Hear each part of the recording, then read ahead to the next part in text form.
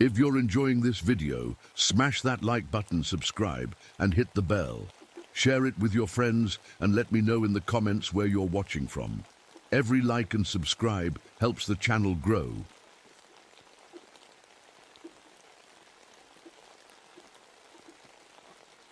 The morning fog hung thick over the Everglades as I guided my canoe through the narrow channels between the mangroves. My paddle barely made a sound as it cut through the dark water. That's how I liked it. Silent, observant.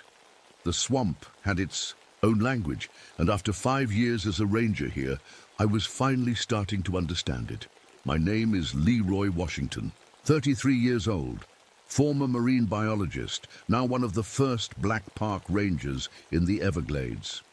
Some folks around here still weren't used to that fact, but the animals and trees didn't seem to mind. This summer of 1972 had been strange. The rains we normally counted on hadn't come, leaving parts of the park drier than I'd ever seen them. Animals were behaving oddly too, alligators abandoning their usual territories, birds migrating out of season. Something wasn't right. I'd been sent out to investigate reports of poachers in the southern section. With the drought, some of the more remote channels had become easier to access, and that always brought trouble. But as I rounded a bend in the waterway, what I found wasn't poachers.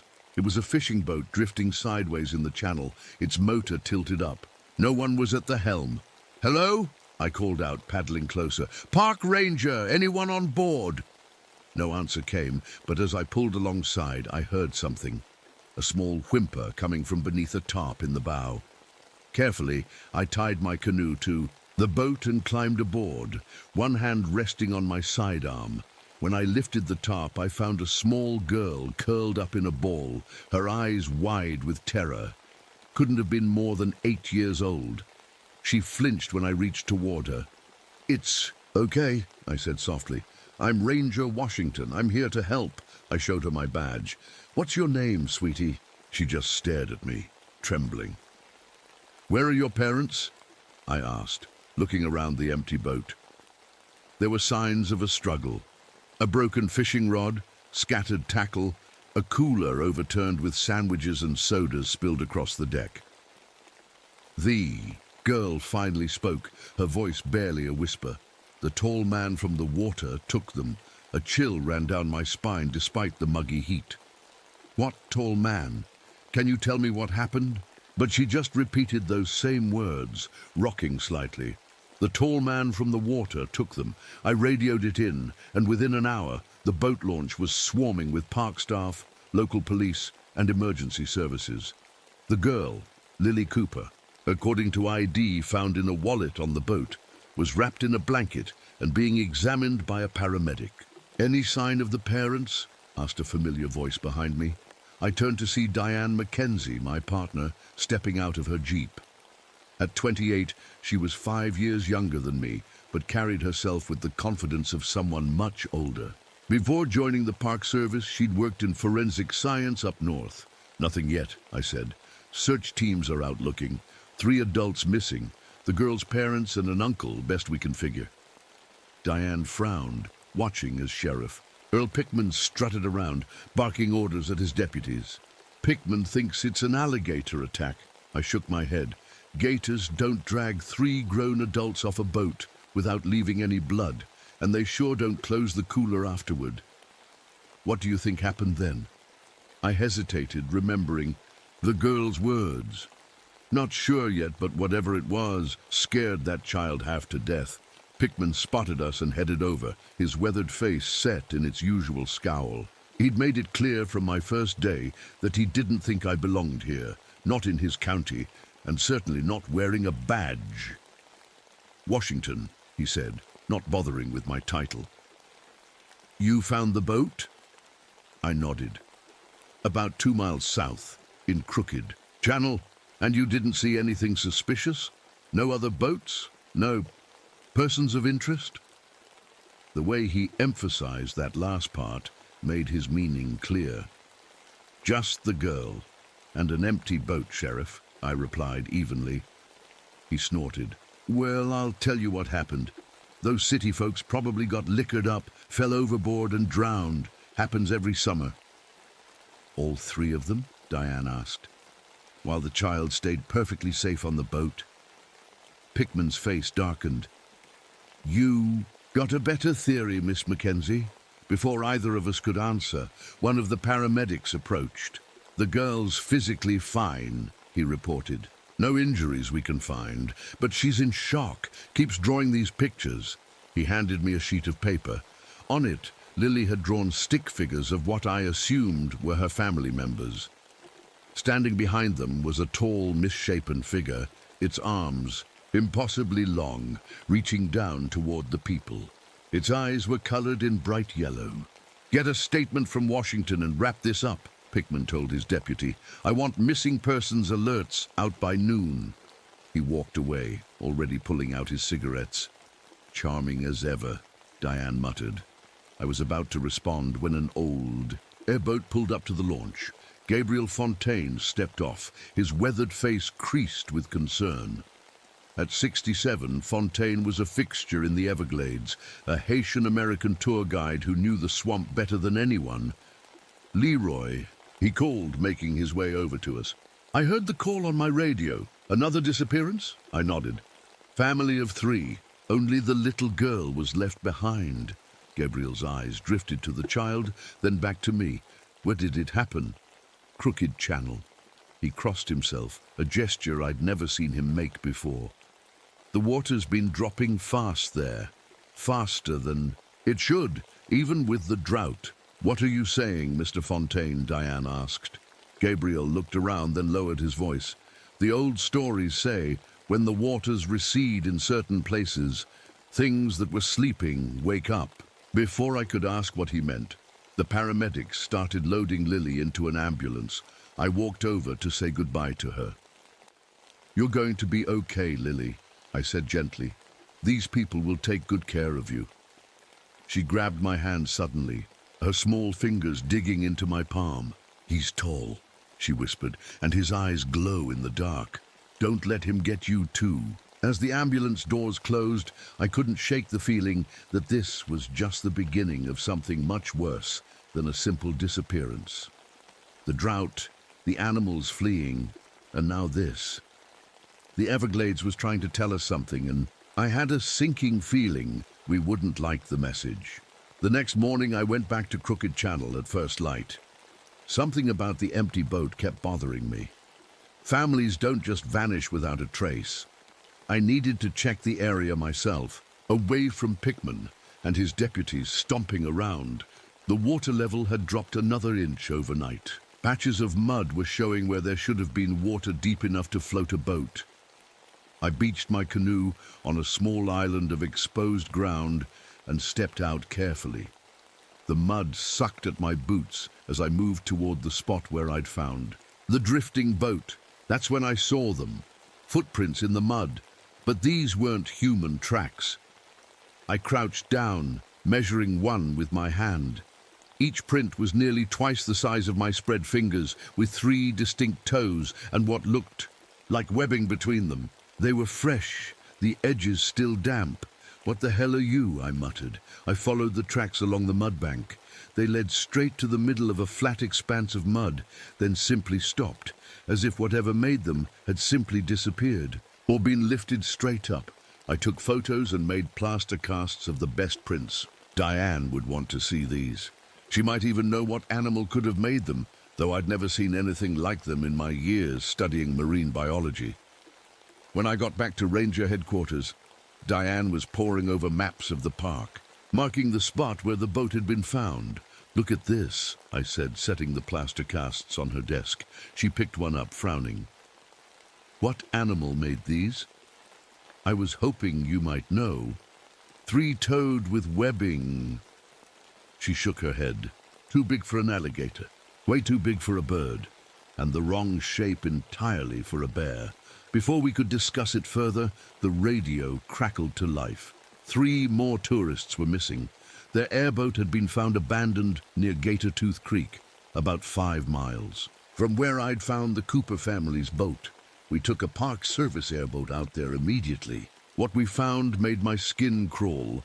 The tourist's airboat was wedged against a cypress knee, its metal frame bent and twisted. The engine had been torn completely out, leaving jagged edges of metal. Deep gouges scored the aluminum hull, claw marks from something powerful enough to rip through metal. "This wasn't an accident," Diane said quietly, running her fingers along one of the gouges. I nodded, looking around at the water. "And it's not too far from where I found the Cooper boat." Back at headquarters, we spread out a map and marked both locations. Over the next week, we added more information: water level readings from across the park, animal sighting reports, and weather data. "There's a pattern here," I said one night as we worked late. "Both disappearances happened during the new moon, and both in areas where the water has recently dropped." Diane leaned over the map.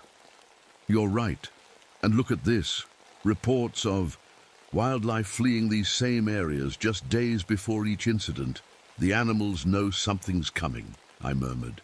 "Don't tell me you're starting to believe in monsters, Leroy," she said with a slight smile, but I could see worry in her eyes.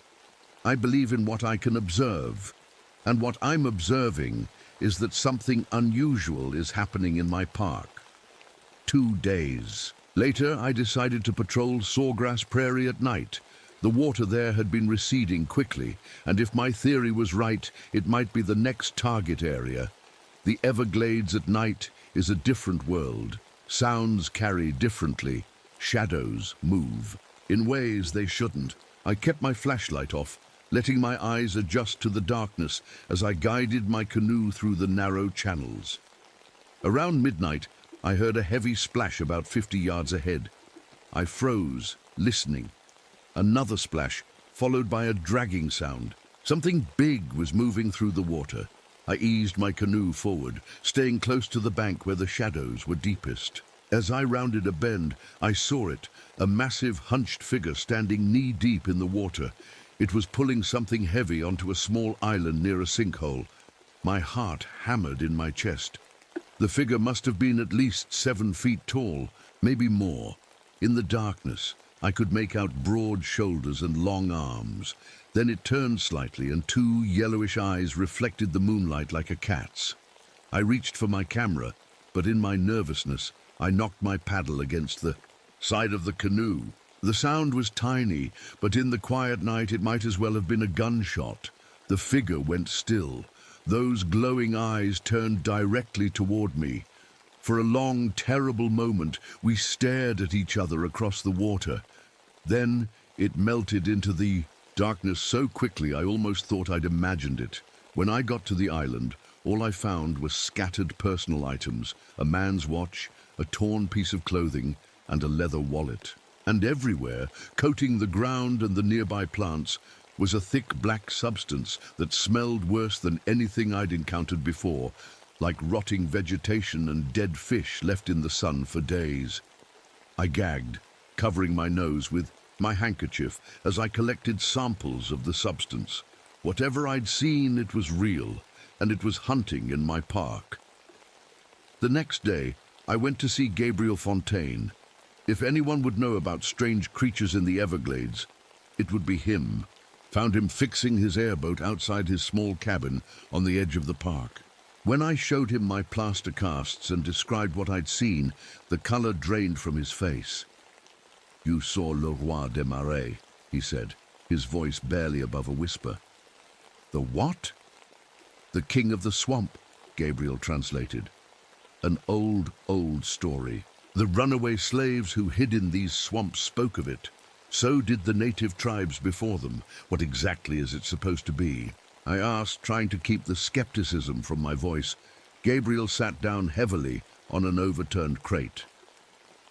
"They said it was a forgotten deity that protected those who respected the swamp. It offered safety to those who honored it with offerings." "What kind of offerings?" His eyes met mine. "What do you think, Ranger Washington?" A chill ran through me as I remembered the figure dragging something heavy toward that sinkhole.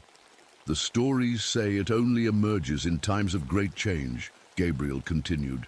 "When the balance of the swamp is threatened, like during a severe drought," he nodded. "Or when men try to change the flow of the waters." As I drove back to headquarters, Gabriel's warning echoed in my mind. Something was out there in the water, something that didn't want to be found. And if the old stories were true, it was only going to get hungrier. Back at headquarters, I couldn't stop thinking about what Gabriel had told me.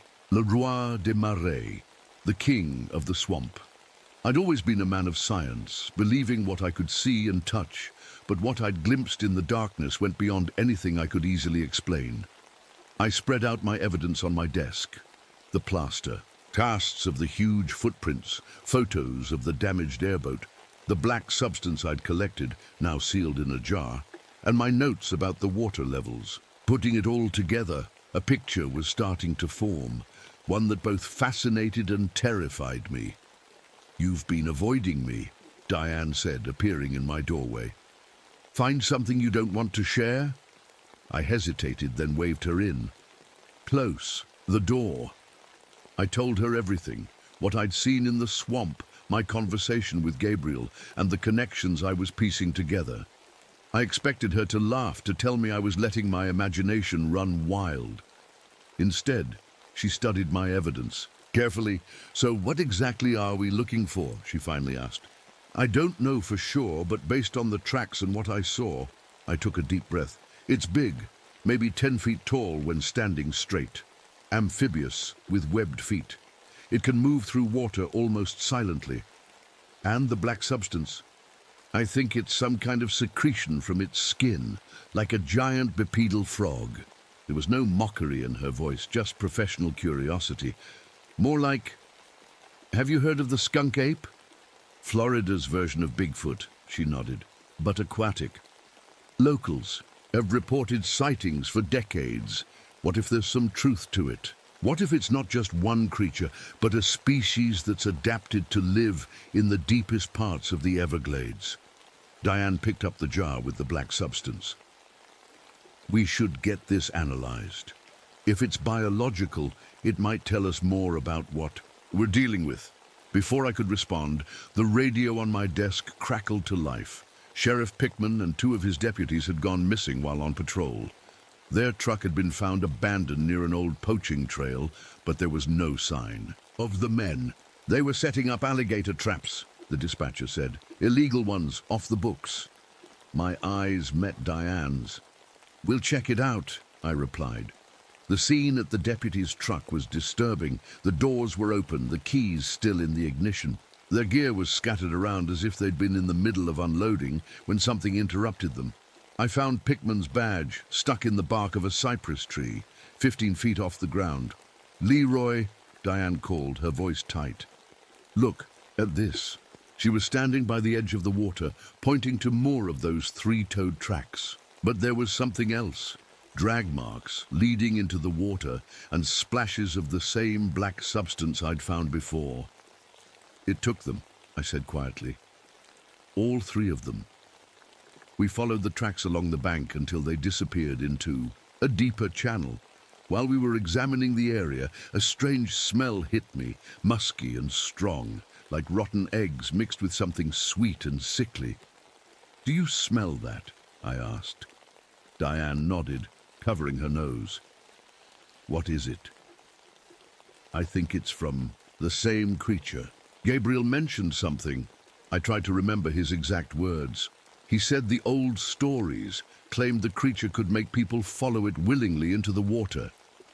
"How?" "I'm not sure, but what if it's some kind of chemical, something that affects the brain, makes people hallucinate or become suggestible?" We took more samples and headed back, both of us quiet, lost in our own thoughts. That night, I couldn't sleep. I kept thinking about the pattern of the disappearances. If this creature was real, why these specific people? Why now, during this drought? I drove back to the ranger station early the next morning and started pulling files on all the victims. 3 hours later, I found the connection. When Diane arrived, I was surrounded by papers and maps. "I know why it's taking these specific people," I said without preamble. "Why?" "The Cooper family. Mr. Cooper worked for a development company that's been lobbying to drain parts of the Everglades for a new housing project. The missing tourists. They were part of an off-road vehicle club that's been fighting the park's restrictions on ATVs. And Pickman? He's been taking bribes from poachers for years, letting them hunt protected species. Diane stared at the files. You're saying this creature is targeting people who've hurt the park? It sounds crazy, I know, but look at the evidence. She sat down slowly. So, what do we do? How do we stop it? I'm not sure we should, I admitted. Maybe it's just defending its home. Leroy, it's killing people. I know. I rubbed my eyes. We need to find its lair. That might tell us more about what we're dealing with. Based on the pattern of sightings and disappearances, we determined the creature must be using underwater passages to move around. The park, many of the sinkholes in the Everglades, connected to vast underground cave systems. The next day, we took diving gear to the sinkhole where I'd seen the creature. The water was dark and murky, visibility limited to just a few feet. We descended, slowly, our flashlights cutting weak paths through the gloom.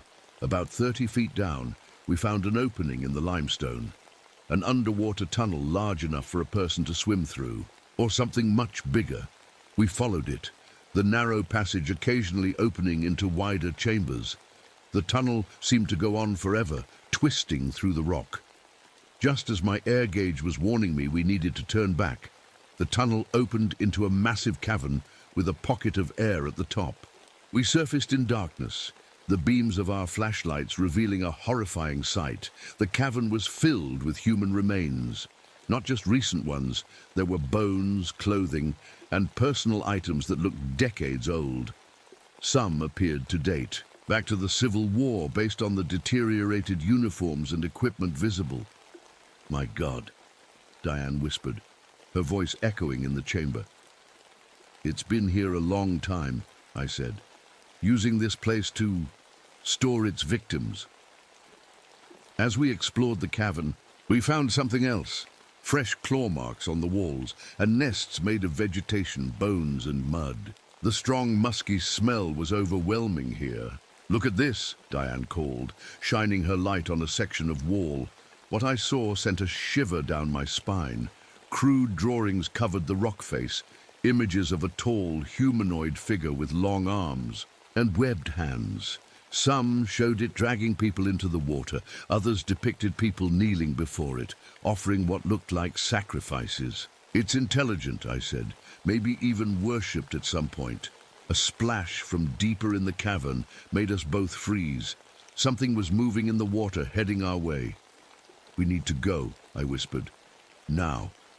We swam back through the tunnel as fast as we could, that feeling of being hunted pushing us forward. I couldn't shake the certainty that yellow eyes were watching from the darkness behind us. When we finally reached the sinkhole and climbed out onto solid ground, we were both shaking, not just from the cold water, but from what we'd discovered. We need a plan, Diane said as we loaded our gear into the truck. We need to stop this thing before it kills again. I nodded, though a part of me wondered if we were making a terrible mistake. The skunk ape, or Le Roi des Marais, or whatever it was, had been here long before us. Maybe it had more right to the Everglades than we did, but I couldn't stand by and let more people die, no matter what they might have done to deserve the creature's wrath. I think I know how we might be able to trap it, I said, starting the engine, but it's going to be dangerous. Little did I know just how dangerous it would turn out to be, not just because of the creature, but because of the secrets some people would kill to protect. For the next 3 days, I barely slept. I pored over maps of the Everglades, tracking water levels, sinkhole locations, and every reported sighting of unusual activity. Somewhere in this data was the key to finding and stopping the creature. One evening, as a thunderstorm rolled in from the Gulf, Diane and I were testing different equipment in the ranger station garage. I've been thinking about the creature's behavior, I said, connecting wires to a car battery. It avoids boats with running motors and seems to stay away from power lines that cross the water. You think it's sensitive to electricity? Diane asked, handing me a pair of pliers. It would make sense for something that lives mostly underwater. Many aquatic animals can detect electrical fields. Sharks, eels, even some amphibians. I finished wiring a crude electrical prod. Nothing that could kill, but enough to create a strong field in the water. "So what's the plan?" she asked. "Electrify the water and drive it somewhere we can capture it?" "Something like that. I've mapped out a channel that narrows to a choke point. If we can herd it there using electrical deterrents, we might be able to trap it long enough to tranquilize it. And then what? Turn it over to scientists, lock it in a zoo." There was an edge to her voice I couldn't quite place. "I don't know yet," I admitted. "First we have to find it and stop it from killing more people." Thunder boomed overhead, rattling the windows. The storm was getting closer. "We should wait until the weather clears," I said, looking outside at the darkening sky. "No, this is perfect," Diane insisted. "The storm will mask our movements, and I've noticed the creature seems more active during bad weather. Maybe it uses the noise as cover." I wasn't convinced, but she was right about one thing. We were running out of time. Another new moon was coming, and with it, the likelihood of more disappearances. We loaded our equipment into an airboat, the electrical prods, tranquilizer guns, nets and spotlights. The rain was starting to fall as we headed out, fat drops hammering the metal of the boat. The plan was to patrol the area where I'd first seen the creature, near Crooked Channel. As we navigated through the rain-lashed swamp, visibility dropped to almost nothing. Lightning flashed across the sky, briefly illuminating the twisted shapes of cypress trees and the dark water around us. "This is crazy," I shouted over the storm. "We should go back." Diane gestured for me to cut the engine. As the airboat drifted to a stop, she leaned forward. "Listen." At first, all I could hear was the drumming of rain and distant thunder. Then I caught it, a heavy splashing, different from the rainfall, moving parallel to our position. I flicked on the spotlight, sweeping its beam across the water. For a split second, I caught a glimpse of something large moving through the channel, about 50 yards away. A hunched, massive shape, with what looked like moss or hair hanging from its body. "There!" Diane aimed the tranquilizer rifle, but the creature submerged before she could get a clear shot. We started the engine again and followed, keeping the spotlight trained on the water. The creature stayed just ahead of us, surfacing occasionally to breathe before diving again. "It's leading us somewhere," I realized, watching its pattern. "Stay alert!" Lightning struck a nearby tree with a deafening crack, briefly turning night into day.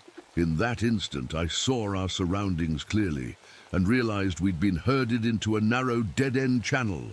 "Back up!" I shouted, turning the airboat around. "It's trapped us!" As I gunned the engine, something massive hit the underside of the boat, nearly capsizing us. Diane fell against the side, dropping the rifle into the water. "The prods!" I yelled, reaching for one of the electrical devices. "Get them ready!" Another blow rocked the boat. Water sloshed over the sides as the creature circled us, hidden beneath the surface. I jabbed the electrical prod into the water just as a huge webbed hand reached up to grab the side of the boat. There was a sharp, crackling sound and a high-pitched shriek that cut through the storm noise. The hand disappeared. It worked! Diane grabbed another prod and stood ready at the opposite side. I steered the boat back toward the main channel, moving slowly, using the prods to keep the creature at bay. We were almost to safety when lightning struck again, this time hitting something in the water nearby. The electrical surge traveled through the water and into our equipment. Sparks flew from the battery and the prods went dead in our hands. No, no, no! I frantically tried to restart the engine, but it was fried. In the sudden silence, we heard it. A heavy breathing sound, getting closer. Something bumped the boat from below, more gently this time, almost curious. "Don't move," I whispered to Diane, reaching slowly for my sidearm. The creature surfaced about 10 feet away, and for the first time, I saw it clearly in the beam of our remaining spotlight. It was massive, easily 7 feet tall from the waterline, with broad shoulders and a hunched posture. Its skin was a mottled greenish-brown, covered in patches of moss and algae that hung like hair from its arms and back. The three-fingered hands ended in long, curved claws. But its face was the most unsettling part. A broad, flat head with a wide mouth full of small, sharp teeth and those glowing yellow eyes, intelligent and ancient. For a long moment, it simply watched us, water streaming from its body in the pouring rain. Then it began to move toward the boat. "Leroy," Diane said quietly, "I'm sorry." Before I could ask what she meant, she pulled out a revolver and fired, not at the creature, but at the spotlight, plunging us into darkness. "What are you doing?" I demanded, trying to find her in the dark. "Something I should have done weeks ago," she replied, her voice suddenly cold. "You were right about one thing, Leroy. The creature is intelligent, and it can be reasoned with." Lightning flashed again, and I saw her standing at the edge of the boat, the revolver now pointed at me. "You're working with the developers," I said, the pieces finally falling into place. "The ones who want to drain the Everglades," she nodded. "Sunset Acres. They hired me to infiltrate the Park Service, to learn the land and find ways around the environmental protections. And the creature? A complication at first, but now an opportunity. Can you imagine how much people would pay to see something like this? A living prehistoric specimen? The development plans are just the beginning." The boat rocked as the creature moved closer, circling us in the darkness. "It'll kill you," I warned.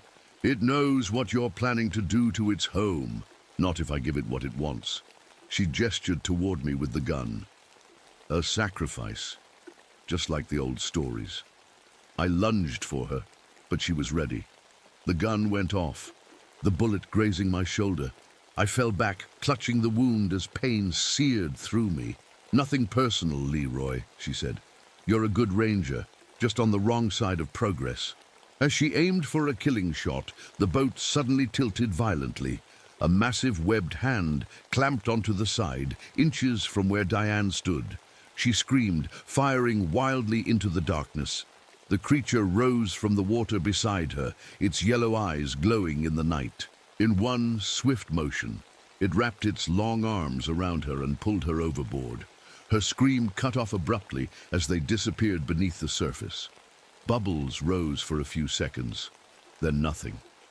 I sat in the drifting boat, bleeding and in shock, as the storm raged around me.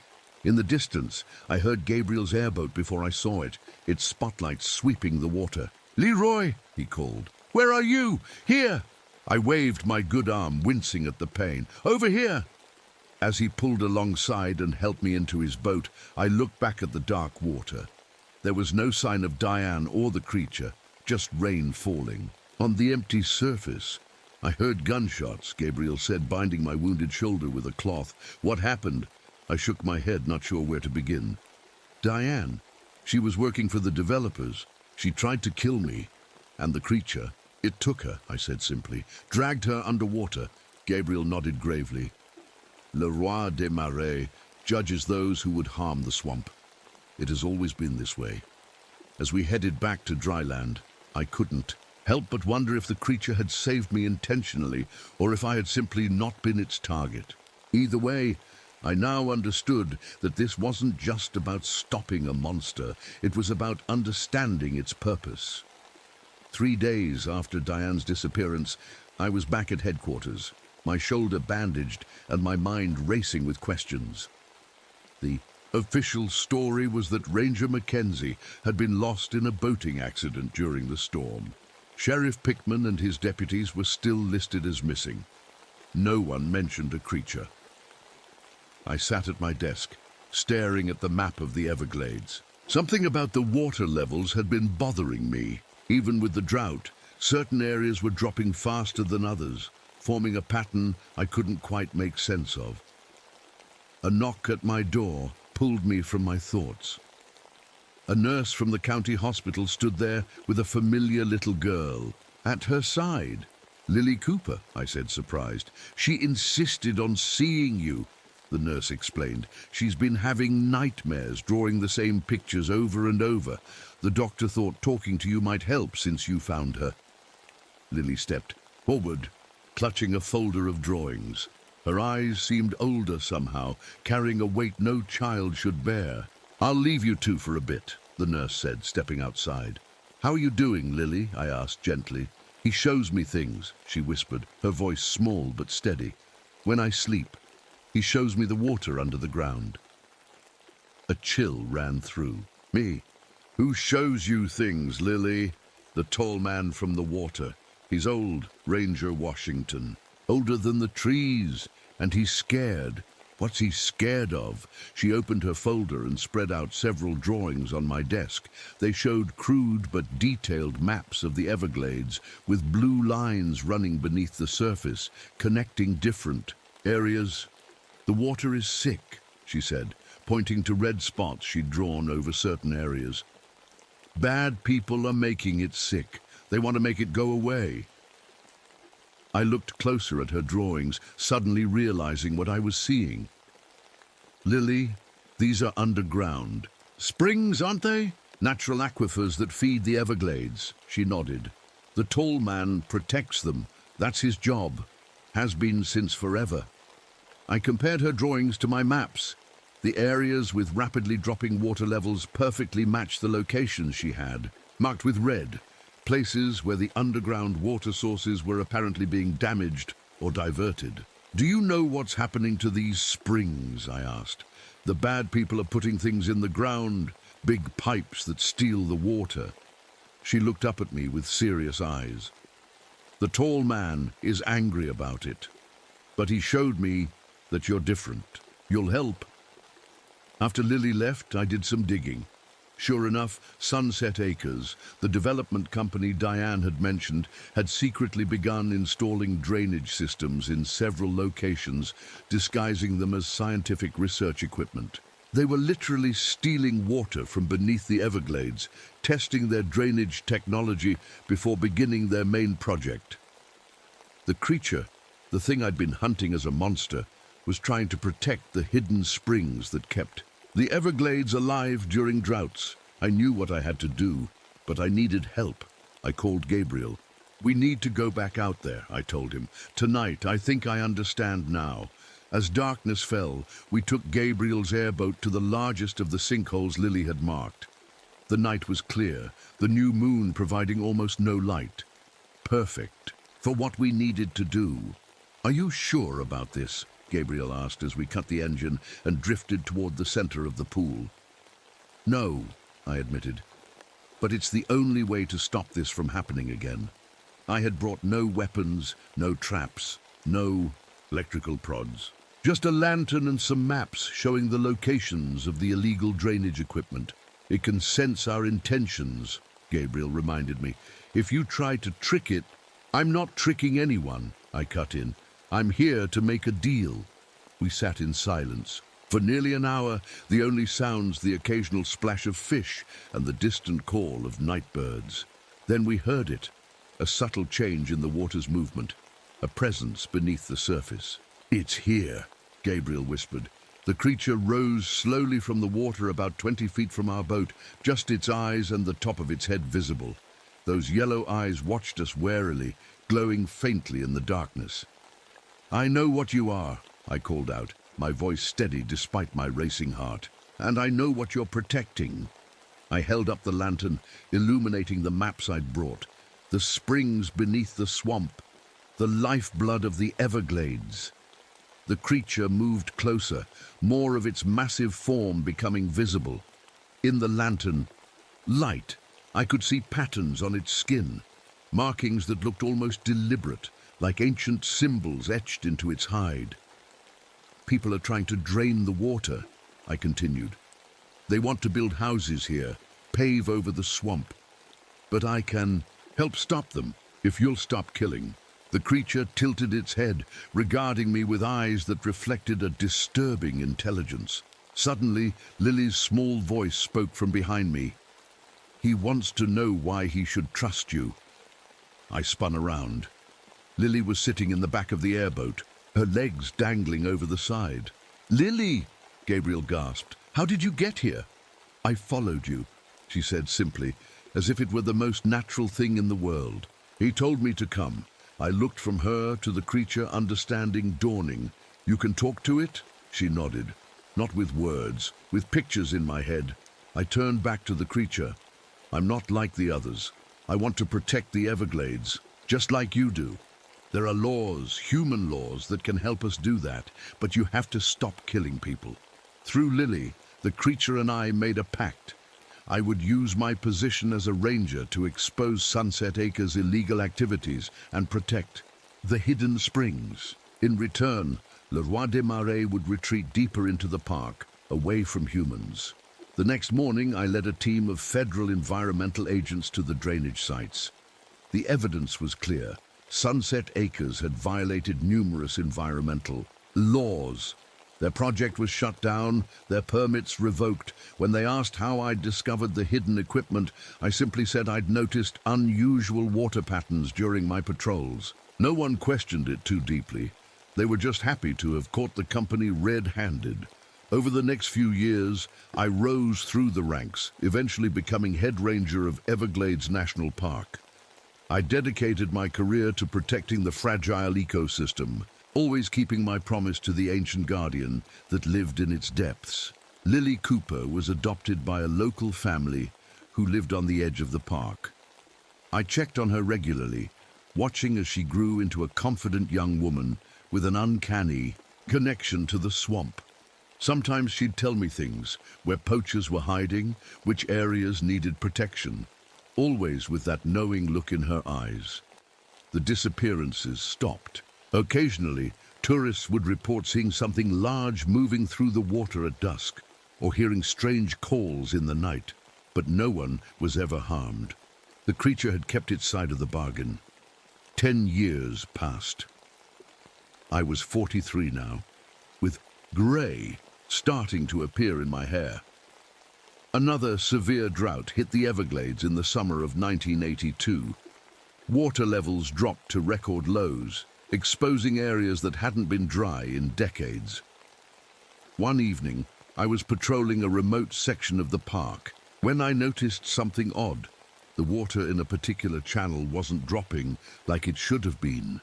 In fact, it seemed to be rising slightly, defying the drought conditions everywhere else. I remembered Lily's drawings from years ago, the blue lines showing underground connections. This area must be linked to one of the hidden springs. As darkness fell, I decided to investigate on foot, following the channel to its source. The swamp was quiet around me, unnaturally so. No insects chirping, no frogs calling, just silence. I found the spring just as the last light faded, a small pool nestled among cypress knees, its water clear and pristine despite the muddy conditions everywhere else. As I knelt to examine it, I felt rather than heard someone approach. "You've done well, Ranger Washington." I turned to find a tall, thin man standing at the edge of the trees. His face was weathered, his eyes reflecting the starlight with an unnatural gleam. It took me a moment to recognize him. "Lily's father?" I asked, confused. Mr. Cooper had been one of the first victims 10 years ago. He smiled, but the expression wasn't quite right on his face, as if he wasn't used to forming it. In a manner of speaking, understanding dawned slowly. "You're him, the king of the swamp. We have many shapes," he said, his voice carrying echoes of water rushing through underground caves. "This one lets us walk among your kind when necessary."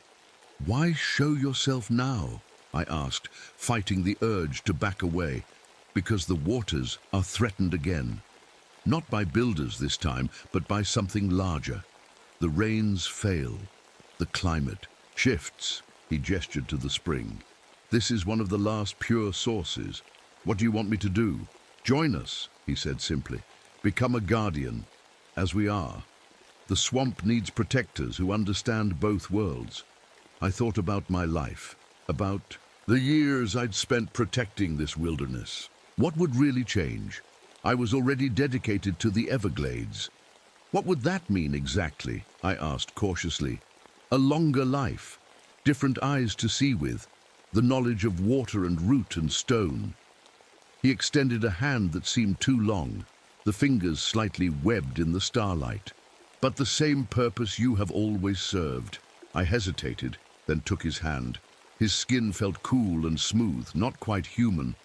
The choice must be willing, he said, and there is no return.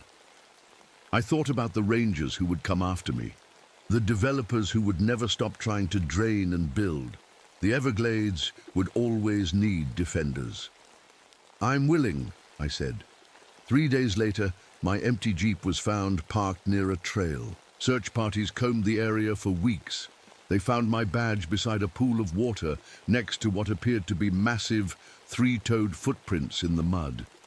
But what no one noticed were the second set of tracks leading away from the scene. Smaller, human-looking prints that gradually changed, becoming longer, wider, with the suggestion of webbing between the toes. They say on nights when the moon is new and the water is high, rangers sometimes glimpse two figures moving through. The swamp, one massive and ancient, the other newer, but just as purposeful.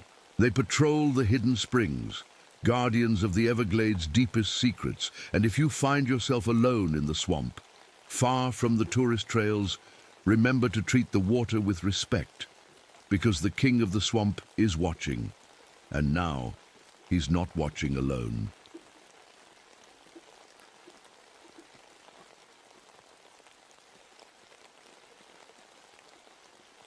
Rain pounded on the roof of my government-issued Jeep as I pulled up to the ranger station. Lightning flashed, showing me glimpses of the small wooden building that would be my home for who knows how long. The wipers couldn't keep up with the downpour, and I sat for a minute, listening to the thunder rolling through the mountains. My name is Victor Thornton. I'm 43 years old, and until 3 weeks ago I was head ranger at Yellowstone. Now I'm here, hidden away in the Smoky Mountains because I lost my temper with a tourist who let his kid feed a bear cub. The higher-ups called it an incident.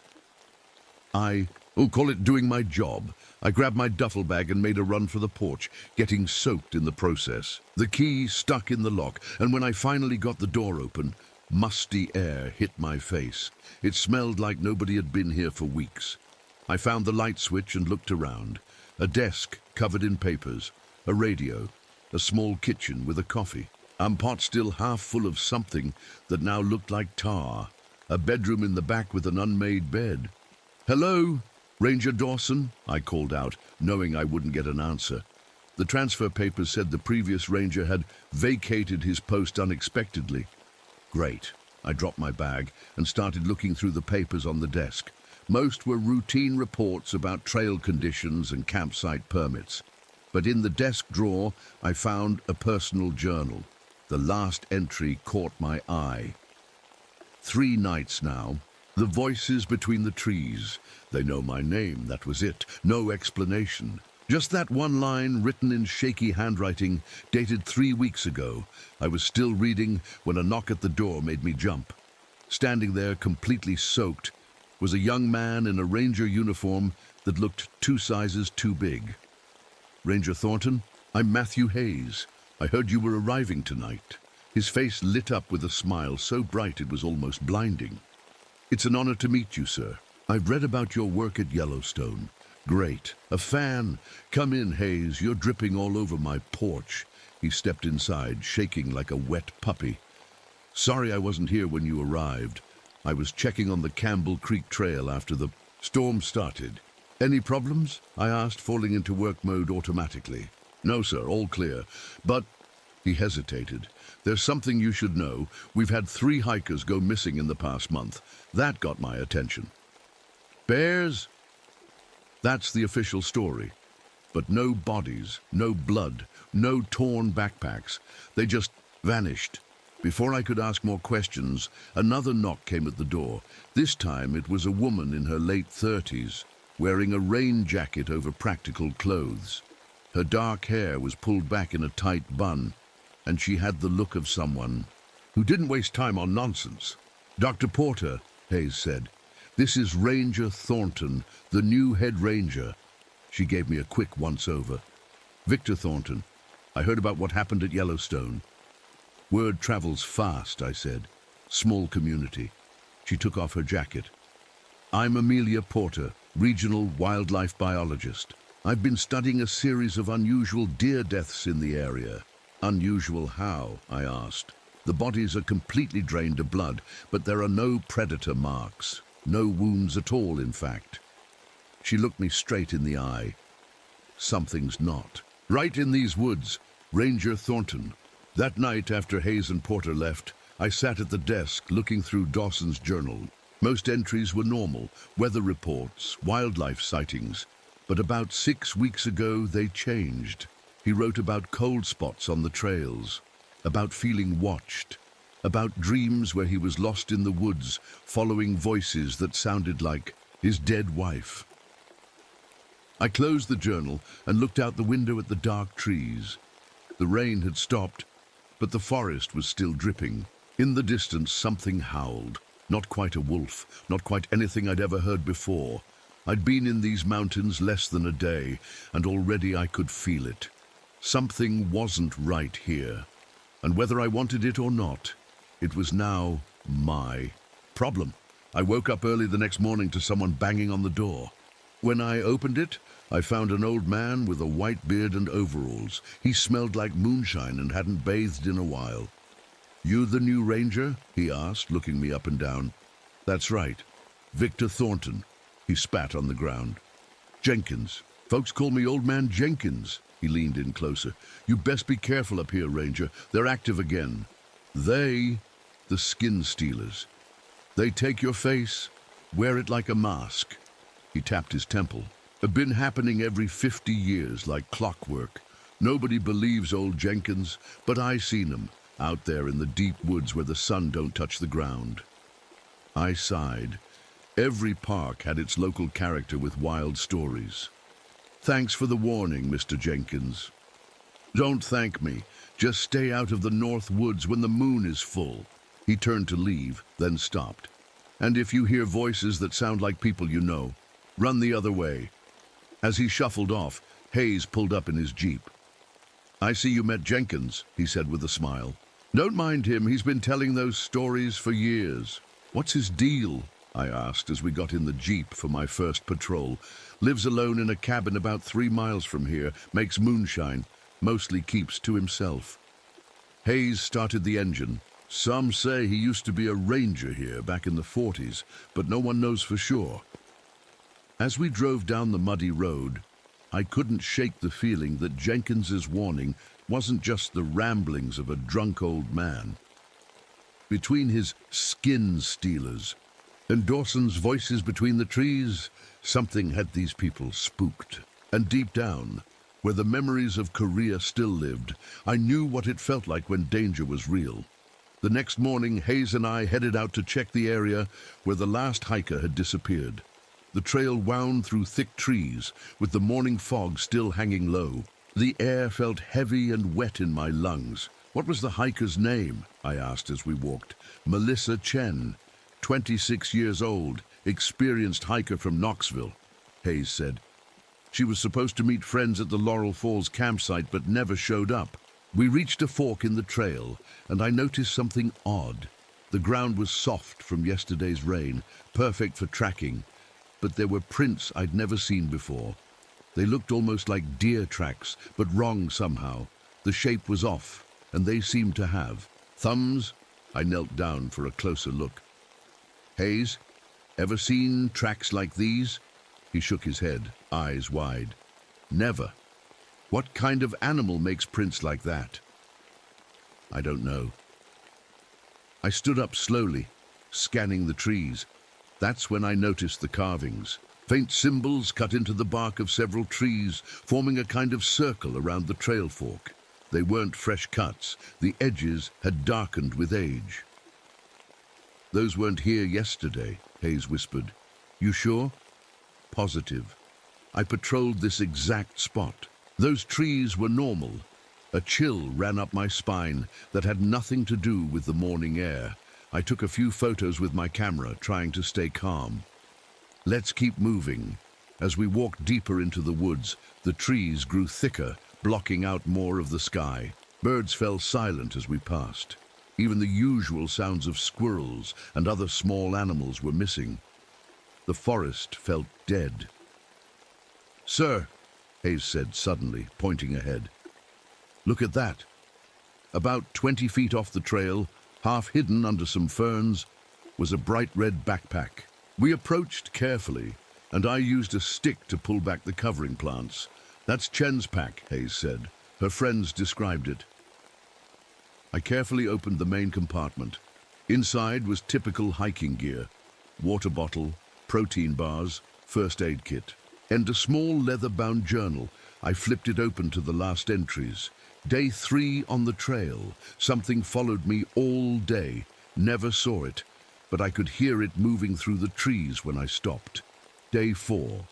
Bad dreams. Saw antlers in the mist outside my tent. Told myself it was just branches. Day 5. The whispers started. They sound like my mum, but she's been dead for 4 years. They know things only she would know. I'm not sleeping tonight.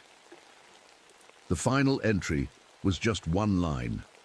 It's standing right outside my tent. Hayes looked pale. "Sir, what does this mean?" I closed the journal and put it in my pocket. "It means we need to talk to Dr. Porter." Back at the station, I spread out a map of the park and marked the spots where the 3 hikers had disappeared. Dr. Porter watched over my shoulder. "That can't be a coincidence," she said quietly. "The 3 points formed a perfect triangle across the park, or part of one at least." "If this is some kind of pattern," I said, "where would the next 2 points be?" Porter took the pencil and extended the lines, creating a perfect 5-pointed star across the map. "Here," she said, marking 2 more spots. "And here." Hayes looked at the map with wide eyes. "The second spot you marked, that's where Jenkins' cabin is." A radio call came in before we could discuss it further. Another missing hiker, a college student named Brad Williams. Last seen heading toward... I felt my stomach drop. The exact location of one of Porter's predicted points. "I'm going out there," I said, grabbing my gear. "I'll come with you," Hayes volunteered. "No. Stay here with Dr. Porter. Check the records. See if there's any pattern to when these disappearances happen." "But, sir..." "That's an order, Hayes." I headed out alone, driving as far as I could before continuing on foot. The sun was starting to set, painting the mountains gold and red. Beautiful, if you weren't looking for a missing person. As darkness fell, I switched on my flashlight. The woods at night were different, alive with shadows that seemed to move on their own. I followed the trail toward the location where Williams was last seen. That's when I heard it. My name, Victor, whispered so softly I almost missed. Yet I spun around, shining my light between the trees. "Who's there?" "Nothing, just empty forest." Then again from a different direction. "Victor, help us." The voice, I knew that voice. Sergeant Miller, who died in my arms in Korea, but that was impossible. Miller. My voice cracked. "Over here, Captain, we're trapped." I knew it couldn't be real. Miller was dead, along with Peterson and Rodriguez and all the others. But the voice was so clear, so perfect. "Show yourself," I shouted, my hand going to the pistol at my hip. Silence, then whispers from all around, overlapping. My men, calling for help, begging me to save them. I started running, no longer caring about the trail. The voices followed, always just out of sight. I ran until my lungs burned, until I burst into a small clearing and stopped dead in my tracks, hanging. From the branches of the trees, like grotesque flags, were pieces of ranger uniforms. Shredded, stained with what looked like dried blood. And pinned to one, I recognized it immediately, was the name badge of Ranger Dawson, my missing predecessor. I grabbed the badge with shaking hands. The metal was ice cold, colder than it should be on a summer night. The voices had stopped. The forest was completely silent now, watching me, waiting. I made it back to my jeep and drove straight to the station. Dr. Porter was still there, surrounded by old books and papers. "The Cherokee have stories," she said without looking up when I walked in, "about a creature they called the deer that walks like man. It appears every 50 years to claim human vessels." "What does that mean?" I asked, showing her Dawson's badge. She looked at it, then at me with worried eyes. "It means we're dealing with something that's been here a lot longer than we have, Ranger Thornton. Something that's getting ready to feed again." The next morning, dark clouds hung over the mountains like a warning. Dr. Porter spread old books and papers across my desk as rain tapped against the windows. "According to these Cherokee records," she said, pointing to yellowed pages, "the creature is something like what white settlers later called a Wendigo, but it's older, much older." "What exactly are we talking about here?" I asked, trying to keep my voice steady. "Some kind of animal?" Porter shook her head. "Not an animal, not anymore." She pushed a rough sketch toward me. This was drawn by a Cherokee elder in 1908. The drawing showed a tall, skinny figure standing on two legs. Its body looked human-like, but wrong. Too thin, limbs too long. Worst was its head. A deer skull with massive antlers, but with human eyes peering from the empty sockets. "The stories say it was once a man," Porter continued. "A settler who got lost in these mountains during winter, made some kind of deal with something dark, gained the ability to survive by taking the form and strength of others. I thought about the strange footprints, the voices of dead men, the missing hikers. How do we stop it?" I asked. Before she could answer, Hayes burst through the door, soaking, wet and out of breath. "Sir, I heard a child crying out on Blackberry Trail. I called for backup on the radio but couldn't wait. His eyes were wide, scared. I found a little girl's shoe, sir. There aren't any kids reported missing." My stomach dropped. "Hayes, where exactly were you?" He pointed to our map, right at one of the marked points in the star pattern. "I'm going back out there," he said. "That child could be—" "There is no child, Hayes." I grabbed his shoulders. "Listen to me. It's a trick. Whatever's out there, it mimics voices to lure people in. But I heard my dead war buddies last night, clear as day. It wasn't real." Hayes stared at me, struggling to process what I was saying. Then his radio crackled to life. "Help, please." A child's voice, breaking up with static. "I'm scared." Before I could stop him, Hayes pulled away. "I have to check, just to be sure." "Hayes! Matt! Wait!" But he was already out the door, back, into the rain. I grabbed my gear and ran after him, but his jeep was already disappearing down the muddy road. Porter caught up to me on the porch. "He's heading right for it." "I know. Get in." I jumped into my jeep with Porter beside me and we took off after Hayes. We followed his tire tracks until they ended at a trailhead. From there, we had to continue on foot, calling his name every few minutes. The rain had stopped, but water still dripped from the trees, making it sound like footsteps all around us. 2 hours later, we found his hat lying in the mud. Beside it was a trail of blood drops leading deeper into the woods, where the trees grew so thick they blocked out most of the daylight. "We should go back, get help," Porter suggested, voice shaking. "There's no time. I checked my gun, making sure it was loaded. But you should head back to the station. I'm staying with you." Her face was pale, but determined. Two have a better chance than one. We followed the blood trail as it wound through the trees. The drops got bigger, then turned into smears like something was being dragged. The forest had gone completely silent. No birds, no insects, not even wind in the leaves. Then I saw it, just for a second between the trees. Tall, impossibly tall, with a head crowned by massive antlers. It moved like nothing I'd ever seen, gliding rather than walking. "Did you see that?" I whispered. Porter nodded, too scared to speak. The blood trail led us to the base of a hill covered in old stones. Cherokee burial ground, according to the markings. At the center was an opening. A cave entrance partially hidden by hanging vines. Cold air flowed out of the cave, much colder than it should be in summer. The blood trail led straight inside. Hayes could still be alive, I said, switching on my flashlight. Thornton, Porter grabbed my arm. Those stories, they say the creature keeps its victims alive for days, keeps them fresh. I tried not to think about what that meant as we entered the cave. The beam of my flashlight seemed swallowed by the darkness, barely showing the way ahead. The cave floor sloped downward, taking us deeper underground. The cold got worse as we descended. Our breath came out in white clouds. The walls were wet, covered in a slick layer of ice that shouldn't be possible in this season. Then the tunnel opened into a larger chamber, and my light fell on something that made my blood freeze. Bodies hung from the ceiling like meat in a butcher's shop. 3 of them had to be the missing hikers. They were pale, partially eaten, but somehow preserved by the unnatural cold. And at the far end of the chamber, slumped against the wall, was Hayes. "Matt!" I rushed to him, checking for a pulse. His skin was ice cold, but there was a faint heartbeat. "He's alive. Help me get him down."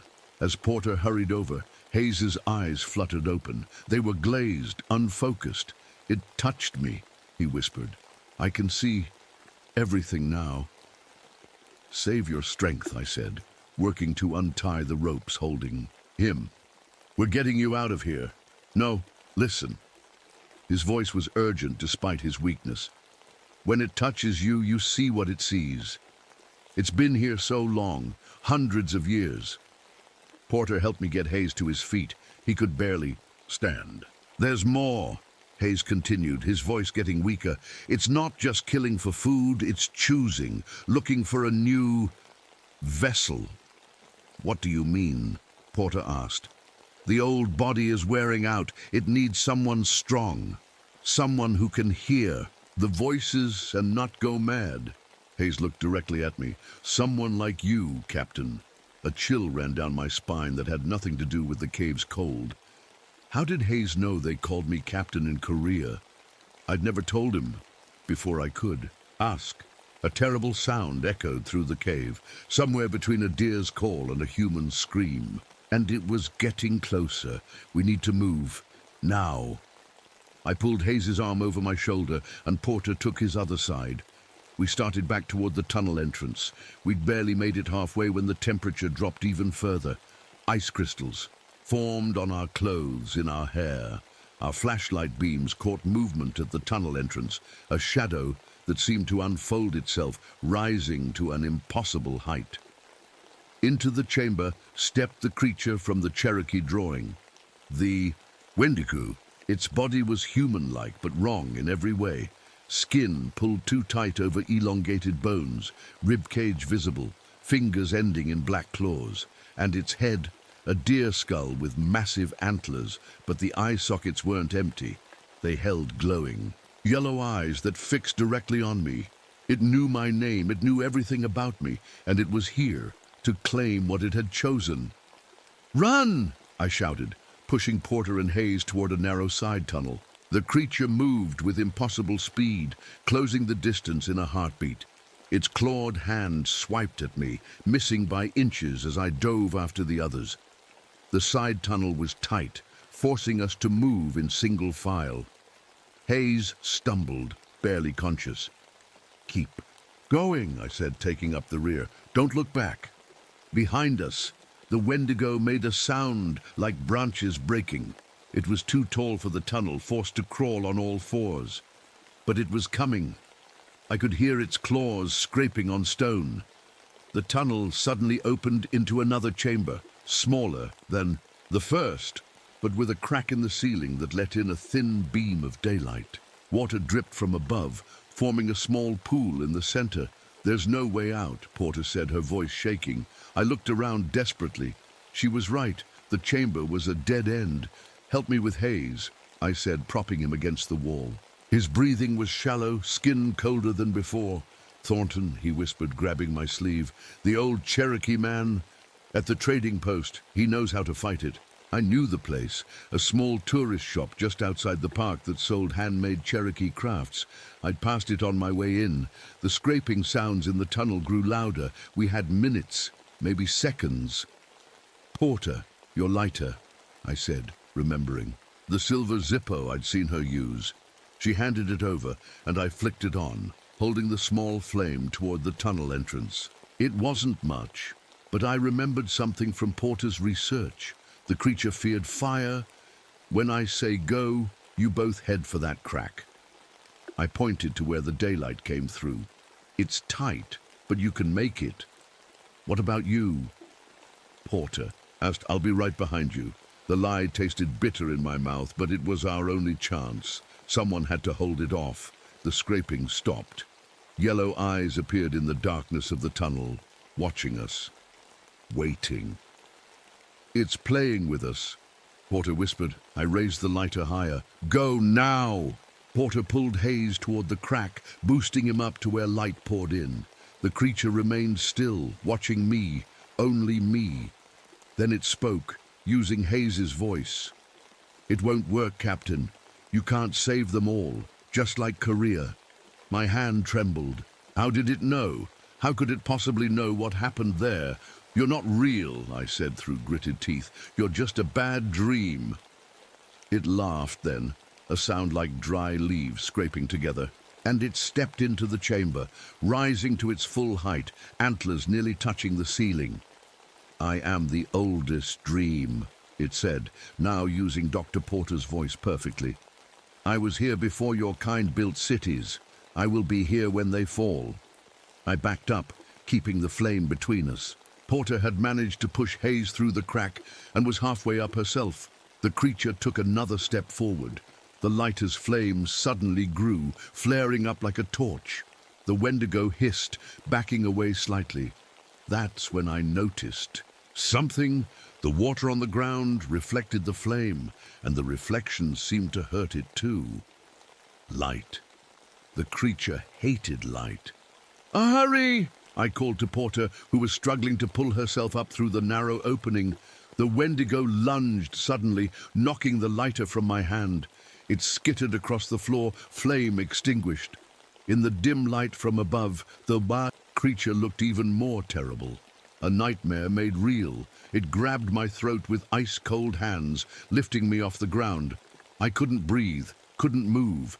Its yellow eyes stared into mine, and suddenly I was somewhere else, seeing visions of snowy forests, of colonial settlements, of centuries passing like seconds. I saw what it had seen, felt what it had felt, the endless hunger, the loneliness, the cold that never ended. "Your body will serve me well," it whispered in my own voice. "Strong, resilient, perfect." From far away, I heard Porter scream my name. The creature's grip tightened, and darkness started closing in around my vision. Then a blinding flash of light filled the chamber. The Wendigo shrieked, dropping me to the ground. I gasped for air, looking up to see Old Man Jenkins standing in the tunnel entrance, holding a flaming torch. "Get away from him, you devil!" Jenkins shouted, waving the torch. The Wendigo backed away, shielding its eyes from the light. "I told you to stay out of the North Woods," Jenkins said to me, helping me to my feet. "Never listen, you Rangers. 50 years ago I made the same mistake." Understanding dawned on me. "You were a ranger here." He nodded. "Thomas Jenkins, head ranger, 1908. I've been fighting this thing for 50 years. The Wendigo was cornered, now pressed against the far wall of the chamber. But its yellow eyes showed no fear, only patience. It had all the time in the world. "How do we kill it?" I asked. Jenkins pulled something from his pocket, a small pouch. "Cherokee Elder gave me these, symbols of protection." He tossed it to me. Inside were small stones carved with the same symbols I'd seen on the trees. "Make a circle," Jenkins instructed. "Quick, while the light holds it back." I scattered the stones in a circle around the creature. It watched me, perfectly still. "Now what?" I asked as I completed the circle. "Now we need a sacrifice," Jenkins said grimly. "Blood freely given." Before I could stop him, Jenkins stepped inside the circle with the Wendigo. The creature's eyes widened with what looked almost like fear. "Jenkins, no!" I reached for him, but it was too late. "I should have done this 50 years ago," he said. "Instead, I ran, hid, let it take others." He looked at me with clear eyes. No more. The Wendigo lunged at Jenkins, but the old man was ready. He thrust the torch directly into the creature's chest. There was a sound like ice cracking, and both Jenkins and the Wendigo burst into blinding white light. I shielded my eyes, feeling heat wash over me like a wave. When I could see again, both were gone. The carved stones had turned to ash. All that remained was Jenkins's ranger badge, lying in the center of the circle, untouched by the fire. I picked it up with shaking hands. The metal was warm now, not cold. "Thornton," Porter called from above. "Are you all right?" "It's over," I called back. "The creature's gone." But as I made my way toward the crack where daylight poured in, I couldn't shake the feeling that something was wrong. The visions I'd seen when the Wendigo touched me hadn't faded, and there was a strange tingling sensation at my temples that wouldn't go away. Whatever had happened in that cave, it wasn't really over. It had only changed. Fire spread quickly through the dry summer forest. By the time we got Hayes to safety, half the mountainside was ablaze. Rangers from neighboring districts came to help fight the flames. No one asked too many questions about what started it. They were just glad we'd made it out alive. Hayes spent 2 weeks in the hospital. The doctors couldn't explain his condition, the strange cold that lingered in his body, the nightmares that made him scream in his sleep. But he was alive, and that was what mattered. Dr. Porter went back to her research, now focused on Cherokee legends and protection symbols. Sometimes I'd catch her watching me with a worried look, but she never said why. As for me, I stayed. Someone had to run the ranger station. And despite everything, I couldn't bring myself to leave these mountains. They had gotten under my skin in a way I couldn't explain. But things were different now. I could see things others couldn't. The first time it happened was at the hospital visiting Hayes. An old woman shuffled past his room, and around her floated a soft grey light. When I asked the nurse about her later, she looked at me strangely. "Mrs. Wilson, she passed away last night, Ranger Thornton. After that, I started noticing it everywhere. People surrounded by different colored lights, some bright and strong, others dim and fading. I began to understand what they meant. The bright ones had years ahead of them. The dim ones didn't. I never told anyone. Who would believe me? But I used it in my work. When hikers went off trail, I somehow knew which direction to search. When a storm was coming, I could feel it in my bones hours before the weather report. The park superintendent called it exceptional instinct. If only he knew. 6 months passed. The forest began to heal from the fire, new growth pushing up through the ashes. I patrolled daily, watching, waiting, though for what I wasn't sure. Then the reports started coming in. Tourists talking about seeing 2 rangers on the night patrol, one old, one young. But the logs showed I was the only one working those shifts. I never saw Jenkins's ghost, if that's what it was. But sometimes, when the wind blew just right through the trees, I could hear his voice warning me to stay vigilant. The nightmares came often. Dreams of running through snowy forests on 4 legs, of hunger so deep it burned. I'd wake up shaking, my room ice cold despite the summer heat. One morning, I noticed something while shaving. 2 small bumps on my temples, hidden by my hair. They were hard to the touch, like bone. Over the next few weeks, they grew slowly, and I took to wearing my ranger hat pulled low, even indoors. Dr. Porter visited occasionally, bringing books and research papers.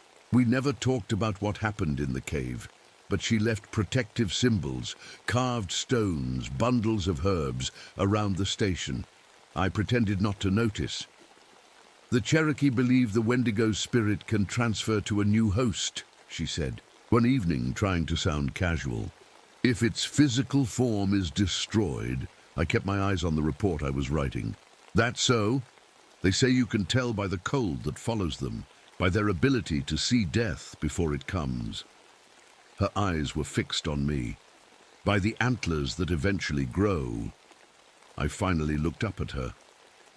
"What exactly are you asking me, Dr. Porter?" You still you, Victor?" The question hung in the air between us. I thought about the changes I'd felt since that day in the cave, the visions, the cold that never quite left my bones, the growing bumps on my head. "Most days," I answered honestly, "and the days I'm not. I stay in the deep woods, away from people."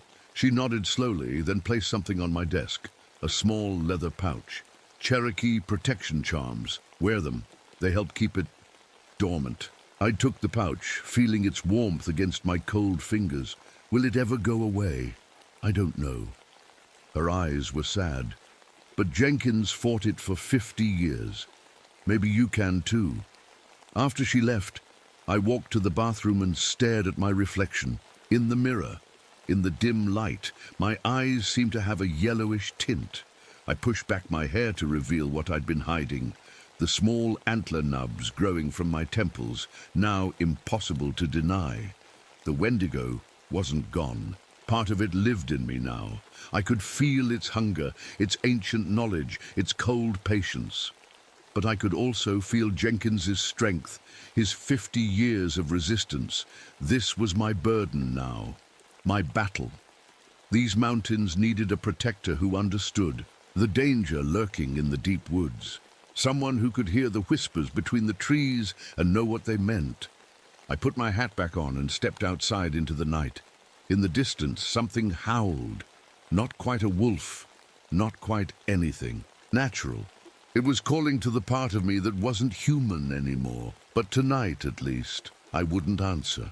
Tonight, I was still Victor Thornton, head ranger of the Great Smoky Mountains National Park, guardian of the wilderness and the people who came to enjoy it. And if sometimes I patrolled with the ghost of an old ranger at my side, keeping watch over both the forest and me, well, that was just another secret of the Whispering Woods.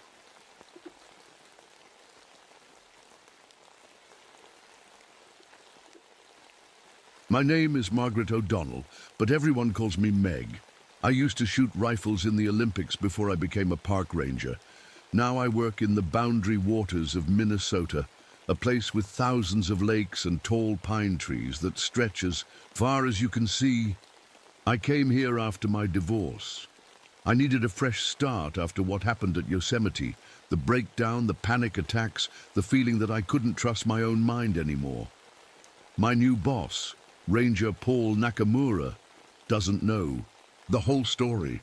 He just knows I'm good at my job, even if I sometimes wake up screaming in the middle of the night. It was early June when I got the call about James Russell, a wildlife photographer who went into the woods 3 days ago and never came back out. His sister Emma called it in.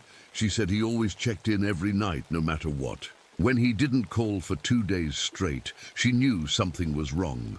"We'll find him," I promised her over the phone. I didn't tell her that after 48 hours in the wilderness, our chances weren't good. The next morning, I led the search party. Me, Paul, 2 local volunteers, and Emma herself, who refused to stay behind.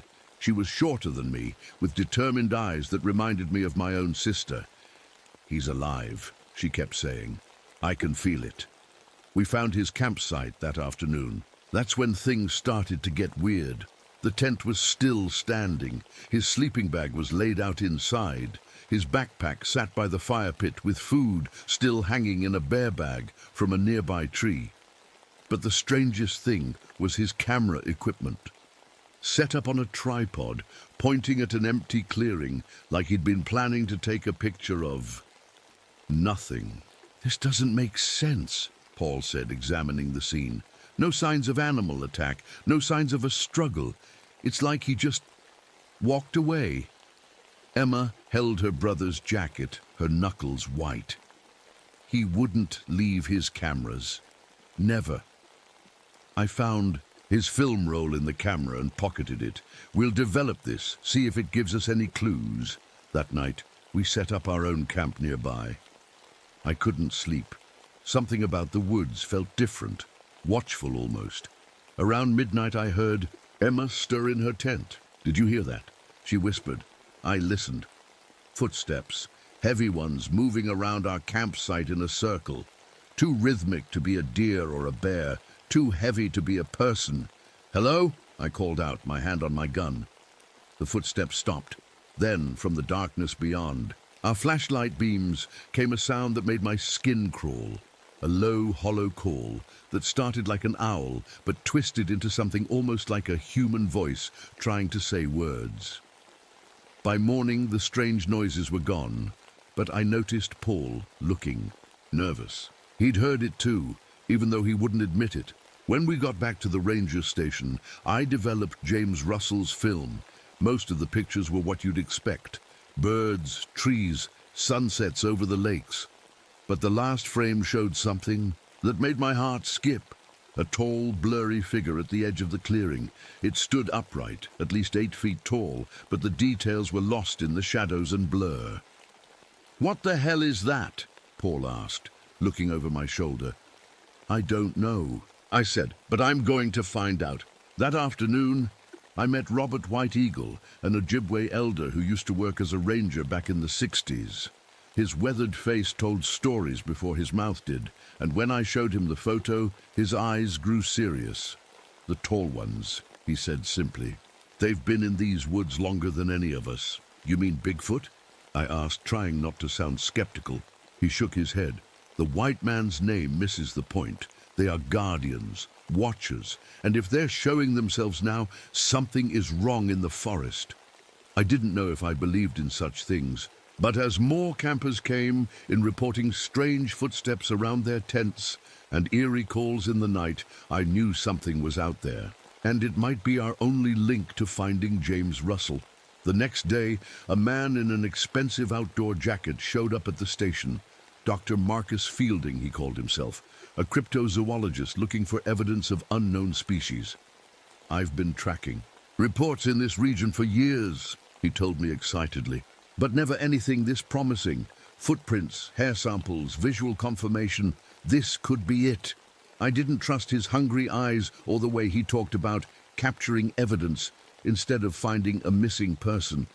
But he had equipment and knowledge we could use, so I reluctantly agreed to let him join our next search. Little did I know that our search for one missing man was about to turn into something much bigger and much more dangerous than any of us could have imagined.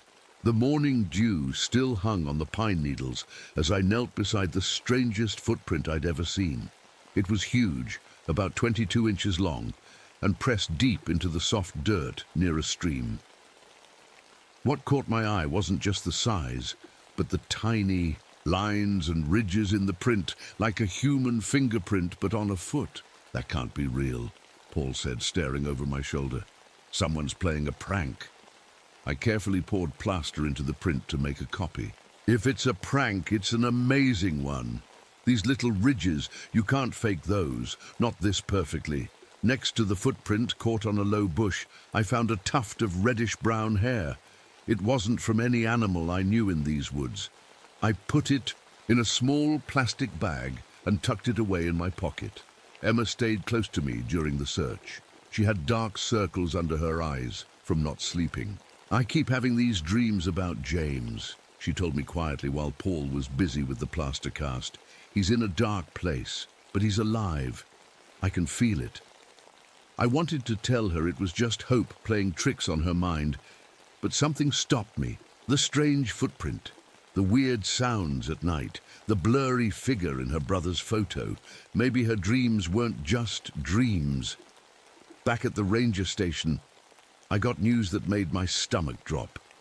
4 college students who'd been camping about 5 miles from where James disappeared were now missing too.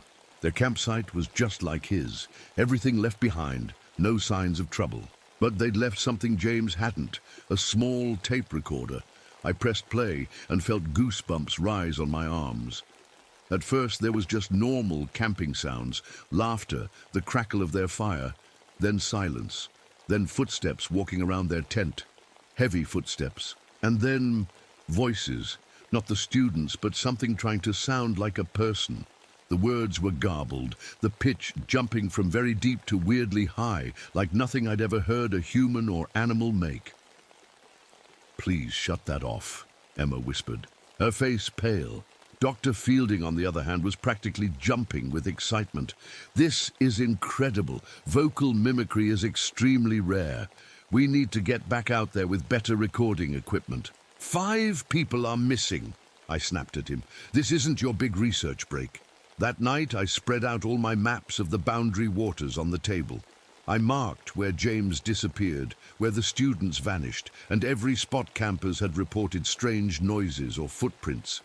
They all fell in a rough circle around an area marked on my oldest map as restricted, a section that didn't even appear on the newer maps. "Robert," I asked White Eagle the next day, "what's in this area? Why was it marked restricted back in the 50s? He studied the map, his finger tracing the outline of the unmarked area. "Sacred land. There was a government agreement with the tribe to leave it alone." He looked up at me with serious eyes. "The agreement was broken many times. Now it seems the Guardians are angry. I decided to check it out myself. Paul told me it was a bad idea to go alone, but I didn't listen. I'd always been stubborn that way." The forest was unusually quiet as I hiked deeper into the unmarked area. No birds singing, no squirrels chattering. Just the soft crunch of my boots on pine needles and the sound of my own breathing. Then I felt it, the feeling of being watched. The tiny hairs on the back of my neck stood up. I kept walking, my hand resting on my gun, trying to look casual. While scanning the trees around me, the feeling grew stronger as the afternoon wore on. Then the air changed, grew suddenly cold, like walking into a freezer. My breath came out in a white cloud, even though it was June. That's when I saw it. Through the trees ahead, a dark shape moved. It was huge, standing upright on 2 legs, but much taller and broader than any person. It moved with a strange grace, weaving between tree trunks without making a sound. I only saw it for maybe 3 seconds before it disappeared, but in those seconds, I knew I wasn't looking at a bear or any animal I'd ever seen before. My heart pounded so hard I could hear it in my ears. I stood frozen, afraid to move forward, afraid to turn my back to run. "Hello," I called out, my voice sounding small in the silent forest. "We're looking for missing people. We mean no harm."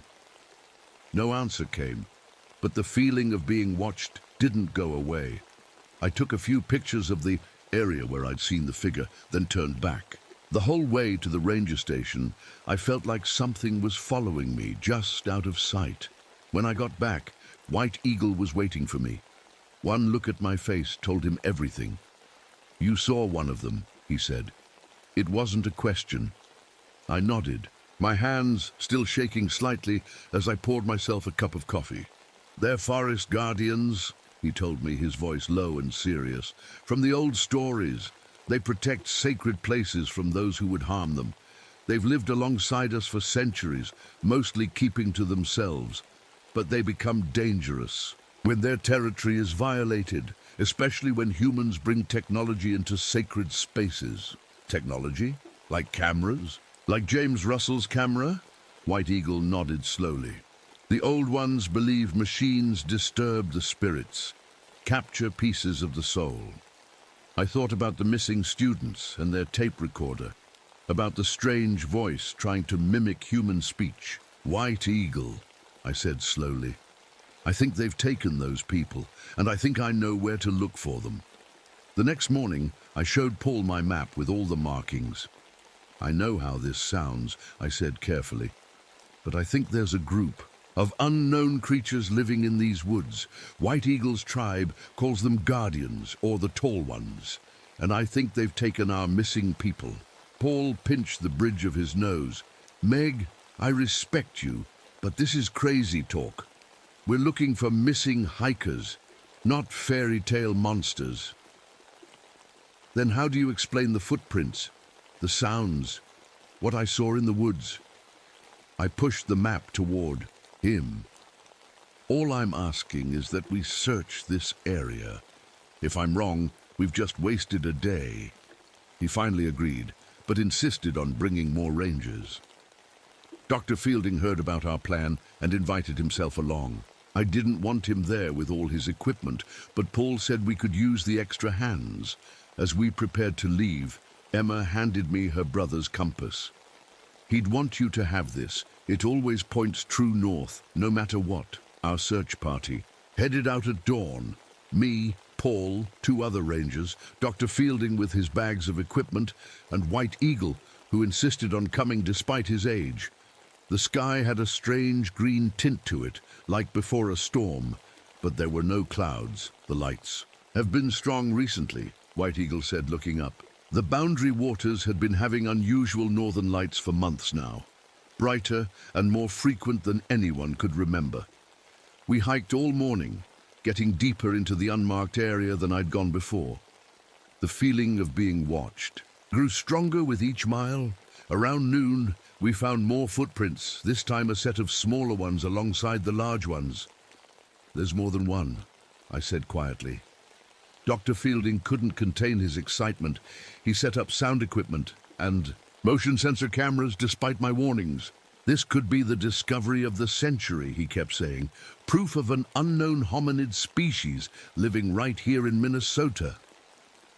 As the day went on, the temperature started dropping, even though the sun was still high. Our breath came out in clouds. The birds went silent. That same feeling I'd had before settled over me, like unseen eyes were tracking our every move. "Everyone stay close," I called out. "Don't wander off alone." But of course, Dr. Fielding didn't listen. While we set up camp for the night, he went off to place more of his cameras, ignoring Paul's orders to stay with the group. Night fell, and Fielding hadn't returned. I tried the radio, but got only static. We organized a quick search around the camp, calling his name and shining our flashlights into the darkening woods.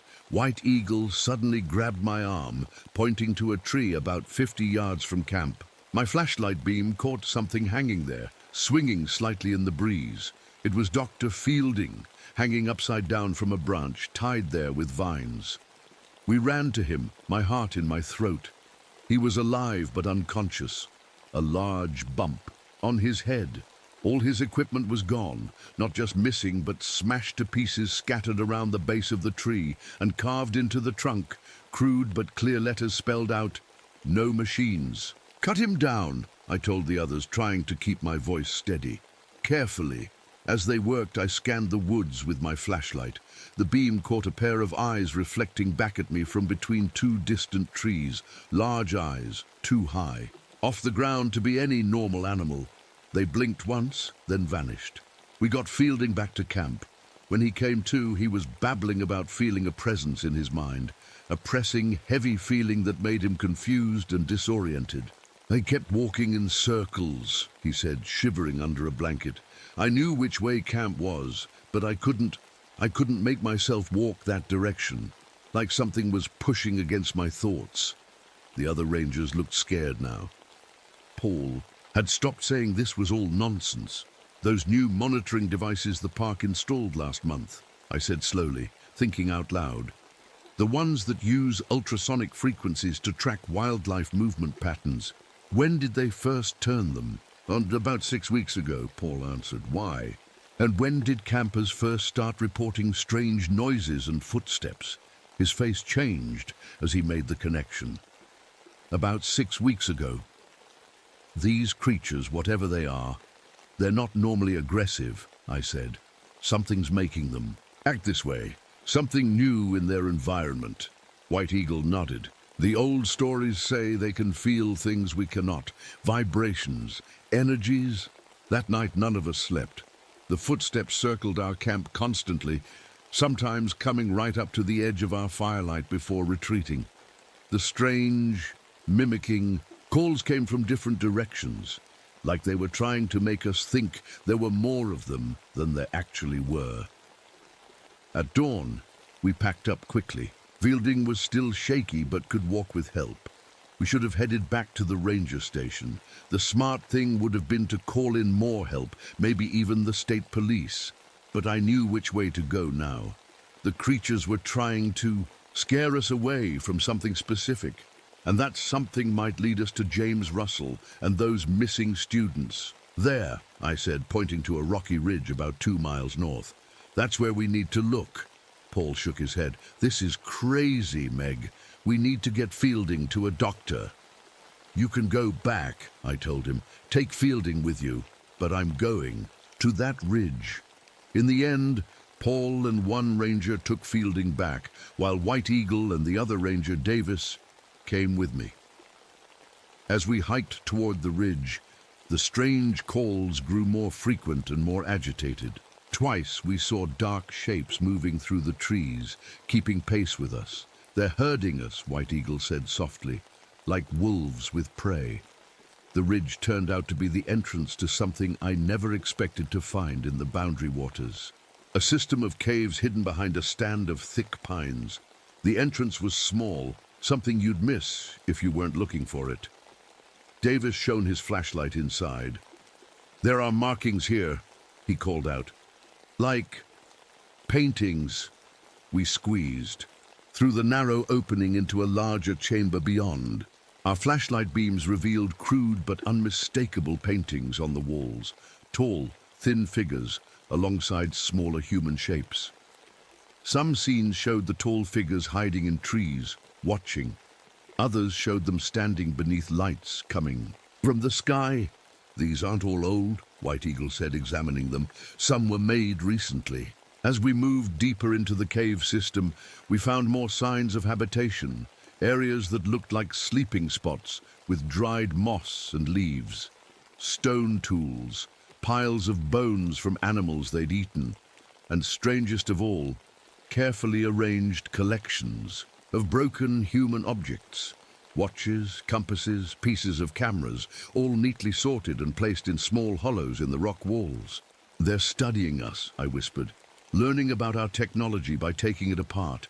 That's when Davis's flashlight caught something that made us all freeze, a blue backpack half hidden behind a rock. It was James Russell's. James? I called. Out, my voice echoing through the cave. James Russell. No answer came. Just the drip of water somewhere deep in the darkness. I picked up the backpack. Inside was James's journal, filled with notes about wildlife and pencil sketches of birds and plants. The last entry was from the day he disappeared. Strange lights in clearing tonight, setting up camera, something big moving at forest edge. We pushed deeper into the caves, our flashlights cutting through the darkness. The air grew colder, damper. The sounds of the forest faded behind us. Look at this, Davis said, pointing his light at the ground. A clear trail had been worn into the stone floor, like many feet had walked this same path over many years. We followed the trail until it split into 3 tunnels. I was about to suggest we try the middle one when White Eagle held up his hand. Listen, he whispered. At first, I heard nothing. Then, faintly, human voices. Coming from the left tunnel. We hurried down it, the passage narrow and winding. It opened suddenly into a large chamber with a high ceiling. Our flashlight beams couldn't reach all the way to the top, and there, huddled in a corner, were the 4 missing college students. They looked scared but unhurt, and sitting with them, a camera in his lap, was James Russell. Meg, he said, squinting in the light. Is that really you? The students scrambled to their feet when they saw us, talking all at once about tall creatures that moved too fast to see clearly, about being led through the forest in circles until they were too tired to run, about waking up in these caves, with no way out. They haven't hurt us, James said, his voice oddly calm. They've brought us food, water. They're not what you think. We need to get everyone out of here, I said, already planning the fastest route back to the cave entrance. But James shook his head. They won't let us leave yet.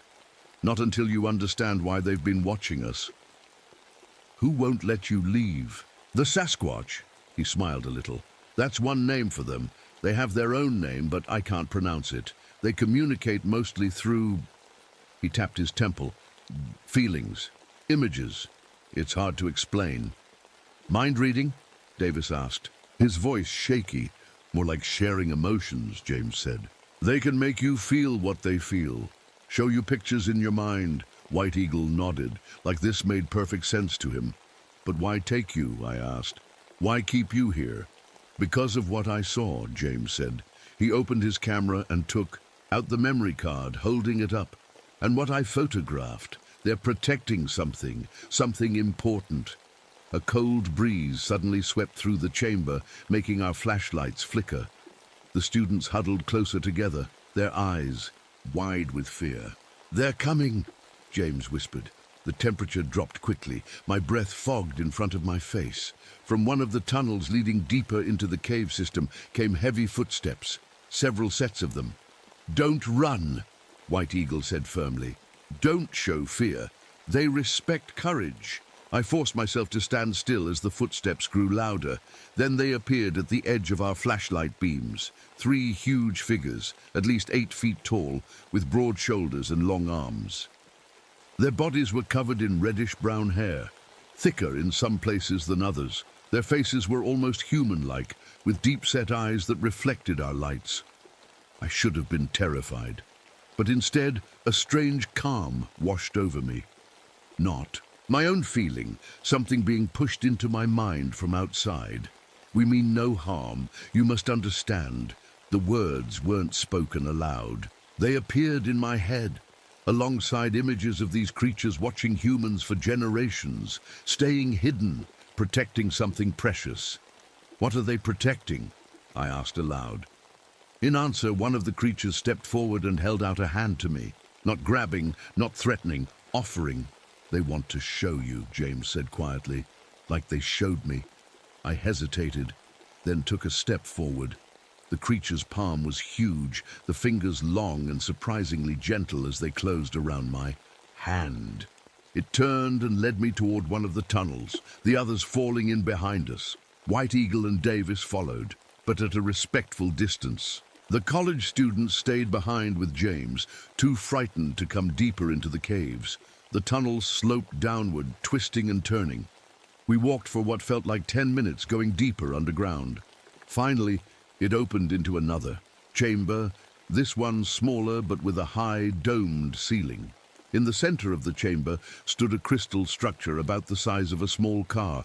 It glowed with a soft, pulsing blue light that lit the entire room. The crystal wasn't natural.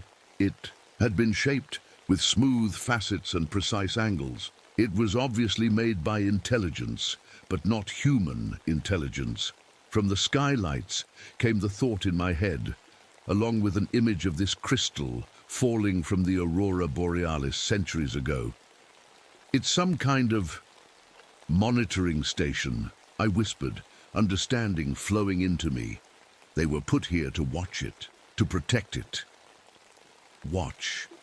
Protect. Until the others return. The creature released my hand and stepped back, watching me with those deep, intelligent eyes. Who are the others? I asked. But before I could get an answer, White Eagle grabbed my arm. We have trouble, he said, pointing back the way we came. Through the tunnel, faintly, came the sound of new voices. Human voices, and lots of them. The creatures heard it too. They grew agitated, making low hooting sounds to each other, their massive bodies tensing. The park rangers? I asked. White Eagle shook his head grimly. Military boots, heavy equipment, government men. The creatures were already moving, herding us back toward the main chamber. Their thoughts pushed urgently into my mind. Danger, machines, bad ones come. How did they find us? Davis asked as we hurried along the tunnel. I had a sick feeling. In my stomach, Fielding, his satellite phone, they must have been tracking it. When we reached the main chamber, we found James and the students pressed against the wall. From the entrance tunnel came the sounds of many people approaching, boots on stone, the metallic clicks of weapons, voices calling out commands. U.S. Government! Anyone in these caves, make yourselves known immediately. The creatures moved to stand between us and the approaching voices, their massive bodies forming a wall of protection. We need to talk to them, I said quickly. Explain what's happening. They won't listen, White Eagle said darkly. They never do. I turned to the largest creature, trying to push my own thoughts outward the way they had done to me. We need to find a peaceful way, no fighting. Its eyes met mine, intelligent and sad. Then it pressed something into my hand, a small device that looked like a remote control with a single button. Stop machines. Help us. I looked down at the device, understanding flowing into me. It would disable electronic equipment, like an EMP burst but targeted. The ultrasonic park monitors that had been disturbing them for weeks could be shut down. I'll help you, I promised. But we need to talk to these people first. Make them understand you're not dangerous. The creatures exchanged looks with each other, then the largest one nodded slowly. As the government team entered the chamber, men in dark uniforms with serious faces and serious guns, I stepped forward, hands raised. My name is Margaret O'Donnell, Park Ranger. We found the missing people. They're safe. There's no need for weapons here. But the men didn't lower their guns. Behind them came others in white hazmat suits, carrying scientific equipment and metal cases. Ranger O'Donnell, step aside, said their leader, a stern-faced man with cold eyes. This is now a matter of national security. These creatures aren't dangerous, I insisted. They're intelligent beings protecting something that doesn't belong to us. We are aware of what they're protecting, he replied, his voice flat. That's why we're here. I felt a chill that had nothing to do with the cave's temperature. They already knew about the crystal. Somehow they'd known all along. How long have you known about them? I asked, not moving from my spot between the government team and the creatures. That's classified, the leader said. Now step aside, Ranger. Behind me I could feel the creatures growing more agitated. The temperature in the cave dropped even further. I can't do that, I said. These beings aren't threatening us. They've kept themselves hidden for centuries. They only became active when your new ultrasonic equipment started hurting them. The leader's eyes narrowed. And how exactly do you know what hurts them, Ranger O'Donnell? They showed me. They can communicate through thoughts and feelings. One of the scientists stepped forward eagerly. Telepathic capabilities? Fascinating. We'll need to run tests. No tests, I cut him off. No experiments. These are intelligent beings with rights. The leader sighed, like I was a child being difficult. This isn't a debate, Ranger. We have authorization to secure this site and any entities within it. White Eagle moved to stand beside me. You have no right to this sacred place. This land was protected by treaty. Treaties change, the leader said coldly. National security concerns override prior agreements. I felt something new from the creatures behind me. Not just fear or anger, but a deep sadness and resignation, like they'd seen this before. Images flowed into my mind. Humans with guns coming for them before, many times throughout history, forcing them deeper into hiding. Above us, something strange happened. The ceiling of the cave seemed to shimmer, the rock becoming almost transparent. Through it, I could see the night sky and the most intense aurora borealis I'd ever witnessed. Waves of green and blue and purple dancing across the stars. It's happening again, one of the scientists said, staring upward. The signal is activating. What signal? I demanded, but I already knew. The crystal deeper in the caves was responding to the aurora. One of the creatures let out a low, mournful call. The others answered. Then they began pushing past me, moving toward the government team. Not attacking, but trying to reach the tunnel that led to the crystal chamber. They're moving, the leader shouted. Take them down. No! I screamed, but it was too late. One of the soldiers fired. The shot echoed deafeningly in the cave. I expected to see one of the creatures fall, but instead, the largest one had moved with impossible speed, placing itself between the gun and me. It staggered, dark blood matting its reddish fur. But still it stood, shielding me with its massive body. And in that moment, as our eyes met, its mind fully open to mine. I saw everything. They were guardians, placed here thousands of years ago by visitors from another world. The crystal was a monitoring station, recording Earth's development. The creatures themselves had been modified, enhanced to survive and protect the station until the visitors returned. The aurora was their means of communication, sending data back to wherever the visitors had come from. The creature's massive hand touched my head gently. More images flowed. The visitors would return soon. The increased aurora activity was a sign. But if humans destroyed the crystal or captured the Guardians, the visitors might see Earth as hostile, dangerous. "Stop!" I shouted at the soldiers. "You don't understand what you're doing. These creatures are guardians for something bigger than all of us." For a moment, everyone froze. The wounded creature swayed but remained standing in front of me. White. Eagle began chanting softly, an Ojibwe prayer I didn't understand. Then the leader gave a hand signal and more soldiers poured into the chamber. "Secure the objective," he ordered. "Contain the specimens." What happened next was chaos.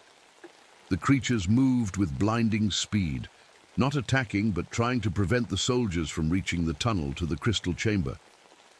More shots were fired. James and the students pressed themselves against the wall, trying to stay out of the way. White Eagle pulled something from his pocket, a small leather pouch. He threw it to the ground where it burst in a cloud of herbs and powder. A sharp, pungent smell filled the air, making the soldiers cough and their eyes water. "This way," he called to me, gesturing toward one of the other tunnels. "We must reach the sacred stone first." I hesitated, looking at the injured creature still standing protectively near me. "Go," came its thought. "Help us." I ran after White Eagle, the small device the creature had given me clutched in my hand. Behind us, the sounds of struggle continued, the soldiers shouting, the creature's low calls, more shots. White Eagle knew another way to the crystal chamber. We raced through narrow tunnels, squeezing through tight spots where the larger soldiers couldn't follow easily. When we burst into the crystal chamber, it was transformed. The crystal now pulsed with brilliant blue-white light in time, with the aurora visible through the now transparent ceiling. The air hummed with energy. "We're too late," White Eagle said, as booted feet pounded in the tunnel behind us. "They're coming." I looked down at the device in my hand. Maybe not. The soldiers filed into the chamber, weapons raised, led by their cold-eyed leader. Behind them came scientists with equipment. Their eyes widened at the sight of the glowing crystal. "Step away from the artifact," the leader ordered us. "You don't know what you're doing," I pleaded. "This isn't just some object you can take. It's part of something bigger, a connection to others who might be watching us, judging us by how we treat their guardians." "Others?" The leader's expression changed slightly. "You mean extraterrestrials?" "Yes," I said. "And they're coming back. Soon. That's what the aurora means. That's why the creatures are so agitated." One of the scientists approached the crystal cautiously. "The energy readings are off the charts. If we could harness this—" "Don't touch it," White Eagle warned. But the scientist reached out anyway. The moment his gloved hand touched the crystal, a pulse of energy knocked everyone off their feet. The ceiling became fully transparent, showing the aurora now covering the entire sky in rippling curtains of light. The leader got to his feet first. "Secure that thing, now!" "No!" I shouted, and pressed the button on the device the creature had given me. Nothing seemed to happen at first. Then all the soldiers' radios squealed with feedback. Their tactical lights flickered and died. The scientists' equipment shut down with electrical pops. In that moment of confusion, the largest creature appeared in the tunnel entrance, still bleeding but standing tall. Behind it came the others, and behind them James and the students. The creature's eyes met mine across the chamber, and a wave of gratitude flowed into my mind. Then it turned to the crystal and made a series of complicated gestures with its long fingers. The crystal pulsed once, twice. and a piece of it, about the size of my fist, detached from the main structure. It floated through the air to the creature, who caught it gently. The soldiers raised their weapons again. The last person who fired a gun in here was knocked unconscious. By energy feedback, I warned them. I wouldn't try it. The leader held up his hand, signaling his men to hold their fire. His cold eyes calculated, reassessed. What are they doing? He asked me, his voice tense but controlled. Saving a piece, I said, understanding flowing from the creature's mind to mine. A backup, in case you destroy the main crystal. The creature lumbered toward White Eagle and placed the crystal fragment in his weathered hands. White Eagle nodded respectfully, then turned and smashed it against the stone floor. The leader shouted in alarm, but instead of shattering, the crystal broke into 2 perfect pieces. White Eagle kept one and handed the other to me. It was warm in my palm, still glowing faintly. Why? The leader demanded. Insurance, White Eagle said simply. Now there are 3 pieces, not just one. If you want to understand this power, you'll need all of us. The Guardians, the people of this land, and those who would study it. Balance. The leader stared at us for a long moment, then at the crystal, then at the creatures. We're taking the main crystal, he said finally, and one of these beings for study. No, I said firmly. The crystal, maybe, but not them. They've protected it for centuries. They deserve their freedom. This isn't a negotiation, Ranger. Maybe it should be, James said, stepping forward. He'd been quiet until now. I have over 1,000 photos and videos of these creatures and that crystal. Copies are already in secure places. If anything happens to them or to us, those files go public. I looked at him in surprise. The shy wildlife photographer had found his courage. The leader's jaw tightened. He spoke quietly to one of his men, then turned back to us.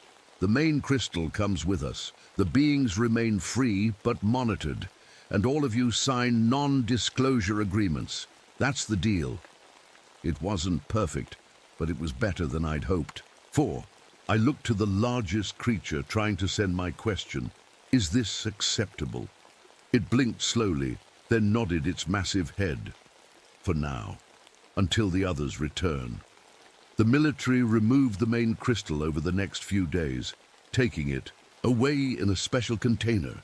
The creatures retreated deeper into the cave system, watching from a distance. James and the students were debriefed, then released after signing stacks of papers, swearing them to secrecy. The official story became simple wilderness disorientation. James had gotten lost and hit his head. The students had panicked and wandered, in circles.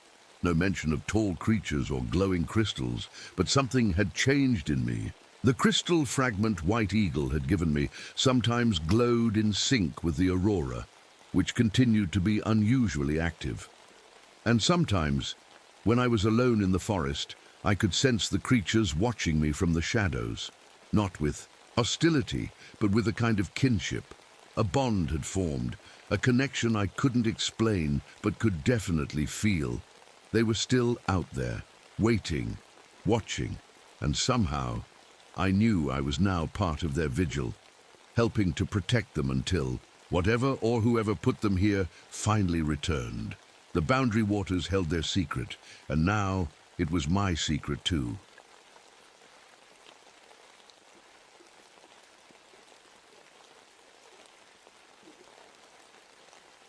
My name is Jack Hollister. I've been a ranger at Olympic National Park for almost 15 years now. People around here know me as the guy who finds lost hikers. I guess I've earned that reputation. There's something about tracking that just makes sense to me, like reading a story written in footprints, broken twigs, and disturbed earth. The burn scars across my back are from my days as a smoke jumper. I don't talk about them much. Just like I don't talk much about losing Sarah, my wife, last year. Cancer took her quick, too quick. Now it's just me and Rebecca, our 16-year-old daughter. She's got her mother's eyes and a sense of direction that's almost spooky. Even as a little kid, she never got lost in these woods. It was early October when things started getting strange. the kind of fall day where the air feels sharp in your lungs. I was sent to check on a weather station up in the northern part of the park. Nobody had heard from Miller, the researcher up there, for almost a week. Not too unusual. Reception is spotty, and Miller liked his solitude. But protocol is protocol. The station sat on a ridge overlooking a valley of old-growth forest. Even before I got there, something felt off. No smoke from the chimney. No Miller coming out to greet me with his usual complaints about headquarters, bothering him. The door wasn't locked. Inside, everything was neat, too neat. No dirty dishes, no rumpled blankets on the bed, just Miller's journal sitting open on his desk. The last entry was from 6 days ago. I picked it up and read, "The fog. Came back today. Moving against the wind again. There are shapes in it that shouldn't exist. I'm going to try to photograph them tomorrow." There were no photographs, no camera, no Miller. I radioed back to headquarters and spoke with Chief Ranger Walter Simmons. Walt's been running things for as long as I can remember. A big man with a permanent squint and a voice like gravel. "No sign of him?" Walt asked. "None. His Jeep is still here. Looks like he just walked out and never came back. Any tracks?" "Nothing clear. It rained 2 days ago." Walt was quiet for a moment. "Secure the station and come back. We'll send a search. Team tomorrow." That night at home, Rebecca could tell something was bothering me. She has a way of knowing things like her mother did. "What's wrong, Dad?" she asked as we ate dinner. "Just a missing researcher," I said. "Nothing for you to worry about. The one from the North Ridge station." When I looked surprised, she added, "Martin mentioned it when he drove me home from school today. Martin Oakes, new ranger, transferred from Arizona 3 months ago. Friendly kid, but still getting used to our weather. He's been driving Rebecca home sometimes when I'm working late. I make a mental note to talk to him about discussing park business with my daughter." "Well, we'll find him," I said, trying to sound more confident than I felt. The next morning, I met the search team at headquarters. Martin was there, looking like he hadn't slept much. Also present was Dr. Helen Morgan, a scientist who studies unusual animals. Cryptozoologist, she calls herself. She'd been in the park for a few weeks now, looking into reports of strange wildlife sightings. "Mind if I tag along?" she asked. "My research might be relevant." Walt nodded. "Jack, you're taking point. Martin, you go with him. Dr. Morgan can observe but stays with the main team." We spread out and searched the area around the weather station. About a half-mile north, Martin called out to me, "Ranger Hollister, you need to see this." I made my way to him. He was standing at the edge of a perfect circle of fog, about 30 feet across. It sat motionless despite the breeze rustling the trees around us. "What do you make of this?" Martin asked. "I've never seen fog just sit like that." I hadn't either, and something else bothered me. The forest was silent, no birds, no insects, nothing. "Let's go around it," I said. As we circled the fog, I noticed animal tracks, deer, rabbits, even a bear's prints, all veering away from the circle like they were avoiding it. Dr. Morgan caught up to us and immediately started taking notes. "Fascinating," she said. "I've heard reports of these fog patches, but never seen one myself." "Reports from who?" I asked. "Hikers, park workers, a few locals. Most people dismiss them as normal weather patterns, but animals know better." "What do you mean?" She gestured at the tracks. "Notice how nothing goes near it. Animals sense things we don't." By evening, we'd found no sign of Miller. Just 3 more of those strange fog circles. Walt called off the search as darkness fell. "We'll try again tomorrow," he said, but I could see something in his eyes, something that looked a lot like fear. I drove home thinking about Miller's journal. Fog that moves against the wind, shapes that shouldn't exist, and now these perfect circles that animals won't go near. When I got home, Rebecca was sitting at the kitchen table with a worried look. "Dad, do you remember Mrs. Hanson telling us about her brother who disappeared in the park back when I was in 4th grade? I nodded. "Sure, about 12 years ago. And that family that vanished when I was 4, that would have been 24 years ago. I sat down across from her. What are you getting at? I looked it up online. There have been clusters of disappearances in the park. Every 12 years. Like clockwork. Dad, this is that year. That night I couldn't sleep. Rebecca's words kept echoing in my head. Disappearances every 12 years. I got up around 3 a.m. and went to my small home office. I pulled out old park records I'd brought. Home over the years. Missing persons reports, search and rescue logs, incident files. I spread them across my desk and started making notes. Names, dates, locations. By sunrise, I had covered my wall with a map of the park and colored pins marking where people had vanished. Rebecca found me there, bleary-eyed, when she woke up for school. Dad, did you sleep at all? I shook my head. You were right. There's a pattern. She walked closer to look at my map. Every 12 years, just like I said. Not just that, I said, pointing to the clusters of pins. They all happened during the new moon. And look at the locations. The pins formed rough circles around certain parts of the park, areas where the old-growth forest was thickest, areas where rangers sometimes talked about strange fogs. I have to show this to Walt, I said. After dropping Rebecca at school, I went straight to headquarters with my findings. Walt listened without saying a word, his face getting grimmer by the minute. I know about the pattern, Jack, he finally said. You know? Why haven't we done anything about it? He sighed heavily. What would you have me do? Tell visitors that our park eats people every 12 years? Issue warnings about magic fog? We could close those areas during the cycle, I argued. Based on what evidence? I've tried before. The higher-ups want proof, not patterns on a map. I was about to argue more when Martin burst into the office out of breath. The Keller family, he gasped. They're gone. The Kellers were staying in one of our rental cabins. Parents and 2 kids, ages 7 and 9. They hadn't checked out that morning, and when housekeeping went to clean, they found the cabin empty. But their car was still parked outside. Their suitcases were still unpacked. Half-eaten breakfast sat on the table. Coffee cups were still warm. The cabin was locked from the inside. We organized a search immediately. While others combed the woods, I examined the cabin more carefully. Nothing seemed disturbed. No signs of struggle. Just a family that vanished. In the middle of breakfast. That's when I found it. Under the younger child's pillow was a crayon drawing. It showed their cabin with tall, thin figures standing in a grey cloud outside the window. The figures had no faces. I folded the drawing and put it in my pocket before anyone else could see it. That night, I showed Rebecca the drawing while we sat at our kitchen table. What do you make of this? I asked. She studied it with serious eyes. They saw something outside their window, something scary, scary enough to make them leave in the middle of breakfast. Without their car or bags? Rebecca didn't answer right away. Did I ever tell you about the fog I saw when I was little, right after Mom got sick the first time? My chest tightened. No. What fog? It came up to my window at night. I thought. It was just a cloud, but it moved funny, like it was looking for a way in. She paused. There was something in it, Dad. Something watching me. I fought to keep my voice steady. Why didn't you tell me this before?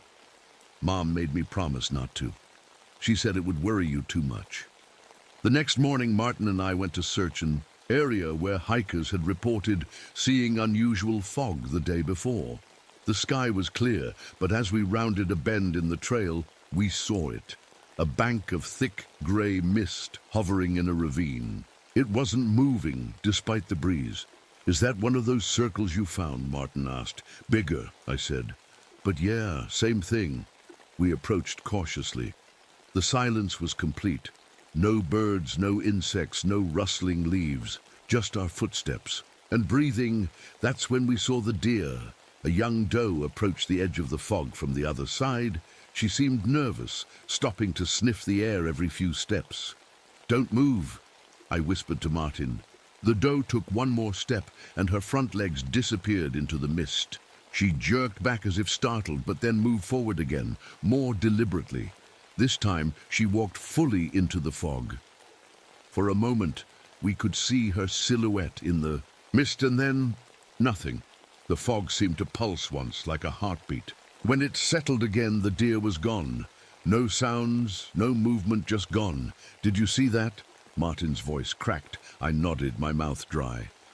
Let's get back to headquarters. On our way back, we ran into Dr. Morgan. She was taking samples from a tree near one of the fog circles. Find anything interesting? I asked.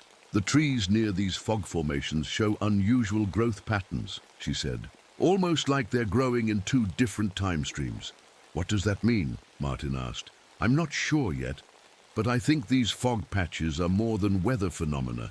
They might be doorways of some kind.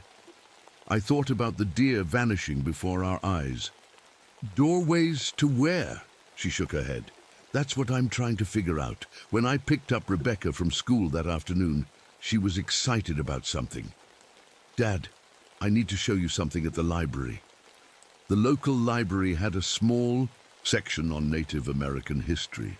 Rebecca led me straight to a book about Quileute legends. Look at this, she said, pointing to a page with old tribal markings. These are warnings about those who walk between worlds. The Quileute believed there were thin places in the forest where other realities leaked through. The markings showed tall, thin figures standing in what looked like clouds. Just like the Keller child's drawing, the boundaries should not be crossed, Rebecca read. They watch, they take, they learn. A chill ran down my spine. How did you find this? I've been researching local myths since you told me about the missing researcher. The timing matches, Dad. The Quileute said these beings could only cross over during certain celestial alignments when the moon is dark. On our way home, I noticed fog forming in the valleys below us. Normal fog at first, but as darkness fell, I saw it. Patches that didn't move with the wind, patches that formed perfect circles. The new moon was coming in 3 days, and according to the pattern, that's when the disappearances would peak. The next morning I called in all my unused vacation days. Walt didn't argue. He knew what I was doing. Be careful, Jack, was all he said. I spent the day gathering everything I could find about the fog and the disappearances. Dr. Morgan agreed to meet me at my house that evening. While waiting for her, I tried calling Martin, but he didn't answer. According to headquarters, he'd gone to check on some hikers near one of the areas where we'd spotted fog circles. He should have checked in hours ago. Dr. Morgan arrived just after dinner, carrying a laptop and several notebooks. I've been analyzing the patterns, she said as Rebecca cleared the table to make room for her materials. The fog appearances aren't random. They follow specific geometric patterns across the park. She opened her laptop and showed us a map similar to the one I'd made, but with additional markings. See these rock formations? She pointed to several spots on the map. They're all naturally occurring, but they create almost perfect alignments. When viewed from above, alignments with what? Rebecca asked. Stars, Dr. Morgan said.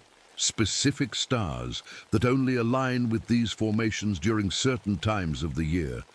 Every 12 years, I finished. She nodded. The current alignment started about 2 weeks ago and will peak during the new moon. In 3 days, Rebecca added. Dr. Morgan pulled out another notebook. I've also been researching similar phenomena reported in other old-growth forests around the world. There are accounts of mist people or fog walkers going back centuries. She showed us sketches from various cultures, all depicting tall, thin humanoid figures with elongated fingers and blank faces.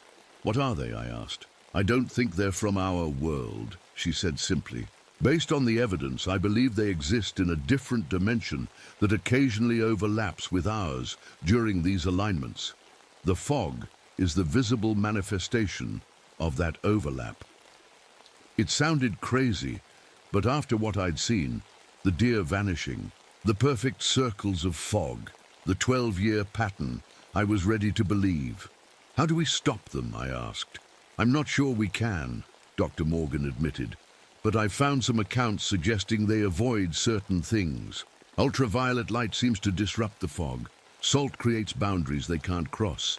Iron repels them. Just then, my radio crackled. It was Walt. Jack, we found Martin. His voice told me it wasn't good news. Where? I asked. Hospital, you should come. I left Rebecca with Dr. Morgan and drove to the small hospital in town. Walt was waiting in the hallway outside a room. What happened? I asked. Hikers found him sitting on a trail, staring at nothing. He's not injured. But gee, Walt's voice trailed off. But what? See for yourself. Martin lay in the hospital bed, eyes open but unseeing.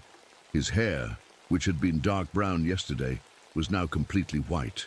When a nurse shined a penlight in his eyes, they reflected the light like an animal's would at night, glowing yellow-green instead of showing the normal red-eye effect.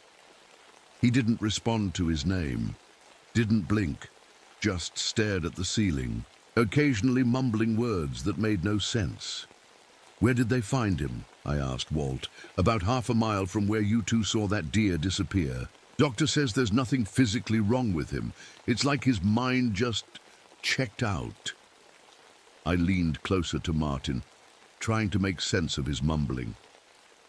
They're studying us, he suddenly said clearly, grabbing my wrist with surprising strength. His reflective eyes locked onto mine.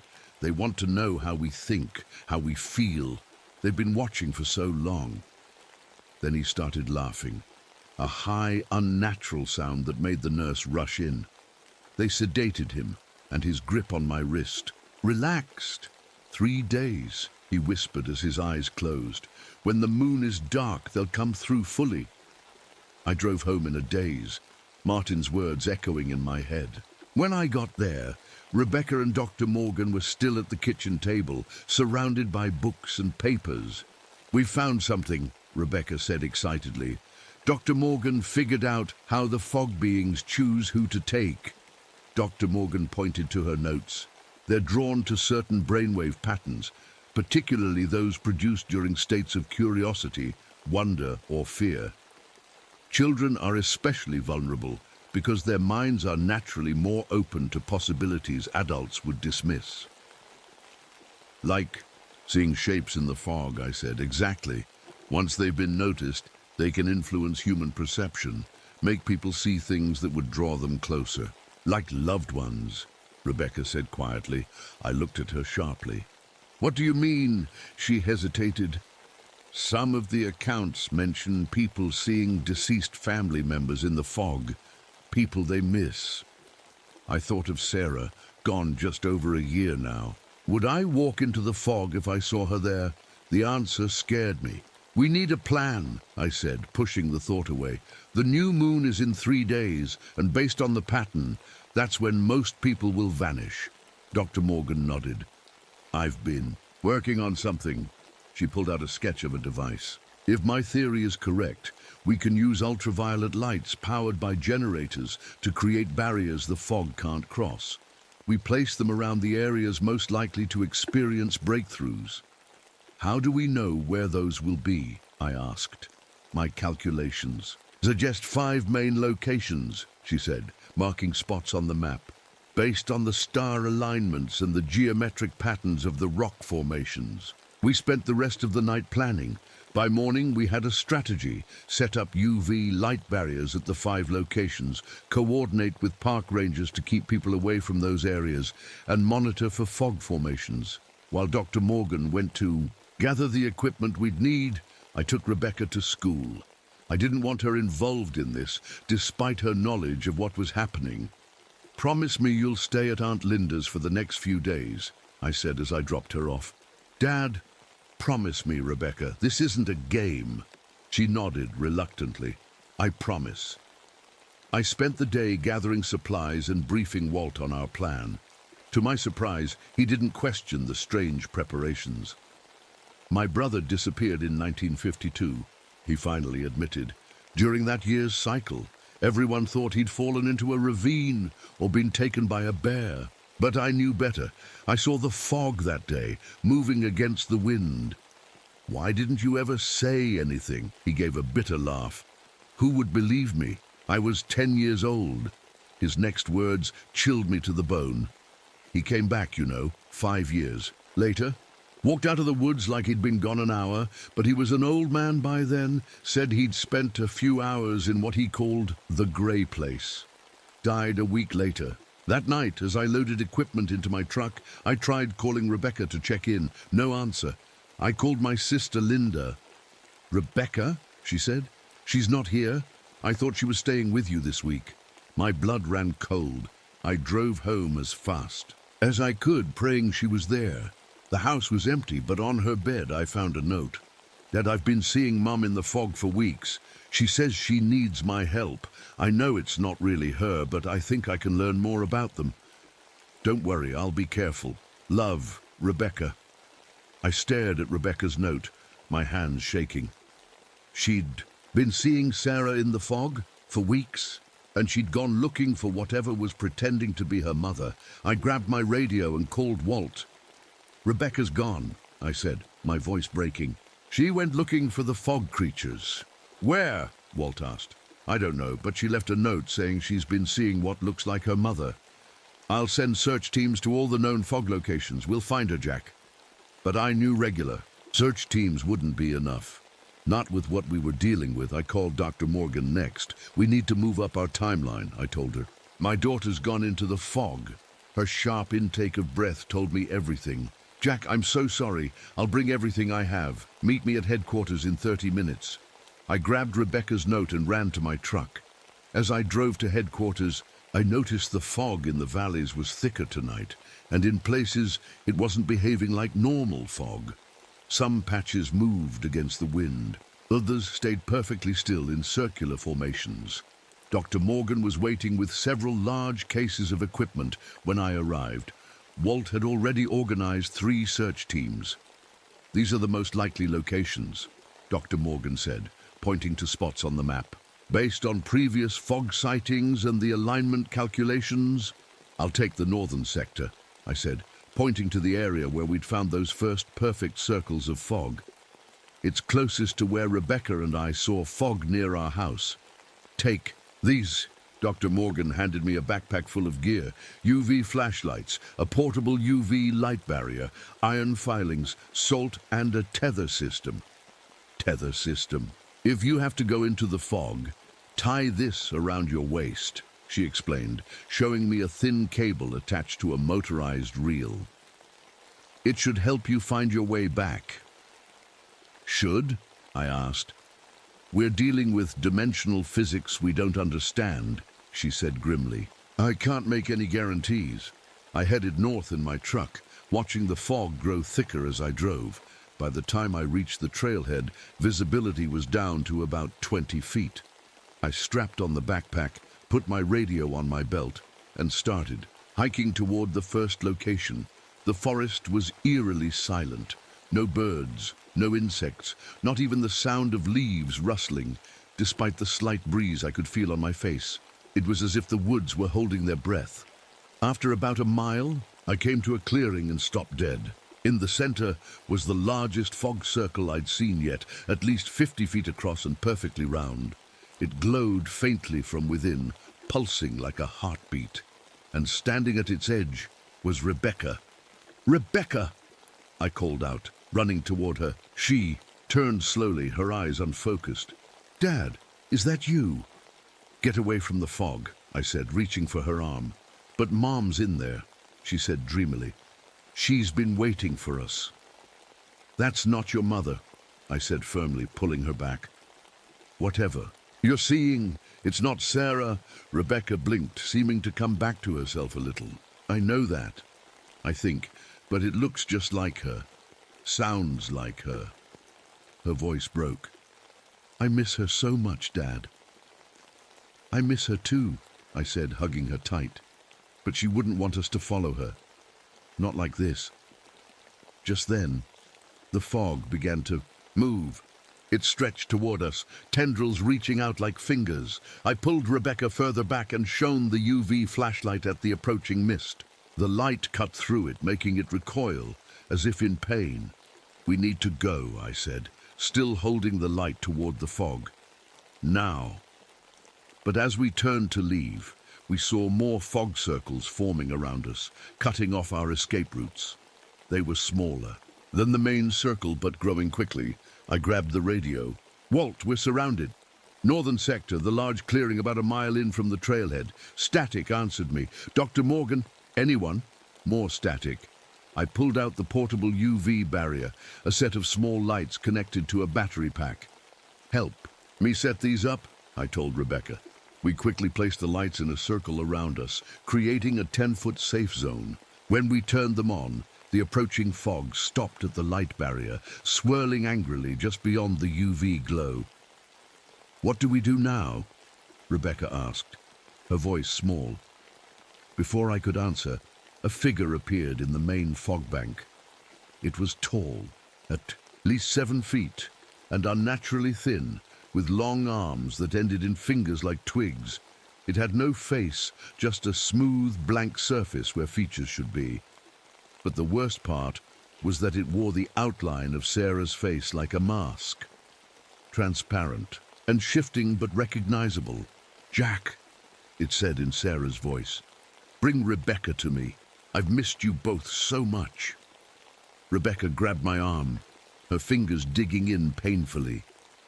"That's what I've been seeing," she whispered, "but it never came out of the fog before."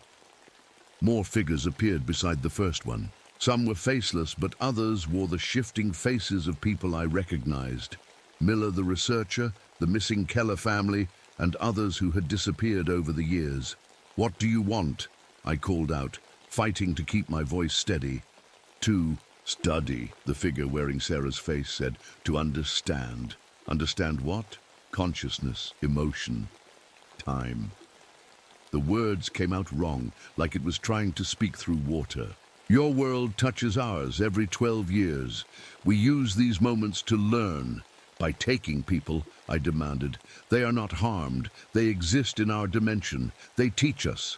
"Bring them back," I said. The figure tilted its head, the motion too, fluid to be human. "Some have returned, changed but whole." I thought of Walt's brother, returned as an old man after experiencing just hours in their world. "Time moves differently where you're from," I said. "Yes, what is moments for us is more for you." The UV lights flickered. The battery was starting to drain.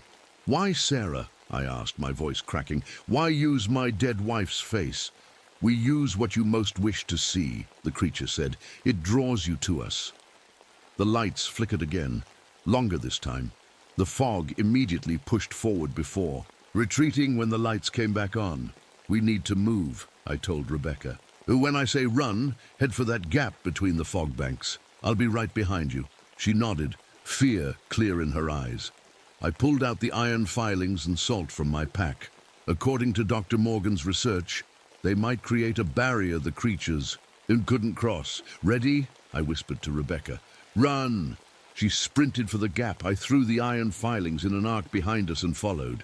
The fog surged after us, but seemed to hesitate at the line of iron. We ran hard, dodging between trees and jumping over logs. Behind us, I could hear something moving, not footsteps, but a slithering, rushing sound, like wind through a tunnel. "There's the trail," Rebecca pointed ahead, but just as we reached it, fog rolled in from both sides, cutting us off again. We skidded to a stop. "This way," I said, pulling her toward a rocky outcrop nearby. We could climb it and maybe get above. The fog. We scrambled up the rocks, the fog swirling around the base. From our higher vantage point, I could see fog circles all through the forest, pulsing with that same heartbeat rhythm. "Dad, look." Rebecca pointed to the sky. Above us, the stars were unusually bright despite the new moon, and certain stars formed lines that seemed to point directly to rock formations in the park, just as Dr. Morgan had described. "The alignment," I said. "It's happening now." Below us, the fog was growing thicker, climbing higher up the rocks. And in it, more of those tall figures were taking shape, all wearing faces like masks. Some I recognized, some I didn't. My radio suddenly crackled to life. "Jack?" It was Dr. Morgan. "Can you hear me?" "We're here," I said quickly. "Rebecca's with me. We're surrounded by fog creatures." "Listen carefully," she said, her voice breaking up. "The main incursion point is forming in your area. I've calculated the exact center. If we can disrupt it, we might be able to close all the dimensional gateways at once." "How do we disrupt it?" I asked. "I'm sending you coordinates. I've developed a device that should create enough UV radiation to collapse the gateway, but someone has to place it at the exact center of the incursion point. Inside the main fog bank," I realized. "Yes, I'm sorry, Jack, it's the only way." I looked at Rebecca, then down at the fog swirling below us. The tall figures were still there, watching, waiting. "Send the coordinates," I said, "and talk me through the device setup." Dr. Morgan sent the coordinates to my phone. The center of the incursion was in the middle of the large fog circle we'd first seen, the one with the entity wearing Sarah's face. "The device is in your pack," Dr. Morgan explained through the static-filled radio. "It looks like a small silver box with a digital timer." I dug through the pack and found it. The box was about the size of a lunchbox, with a keypad on top. "I see it," I said. "When you reach the coordinates, enter this code, 729243, then press the red button. That will start a 3-minute countdown. You need to be out of the fog before the countdown ends." "What happens if I'm not?" the silence told. "Me everything. I understand," I said. "I'm going in." "Dad, no!" Rebecca grabbed my arm. "Let me do it. They've been calling to me for weeks. They might let me get closer." "Absolutely not," I said firmly. "You're staying right here." I pulled out the tether system and secured one end to a tree growing. Then from the rocks, the other end I fastened around my waist. "This will help me find my way back," I told Rebecca. "If I'm not back in 10 minutes, use the radio to call Walt. Tell him to bring everyone with UV lights to these coordinates."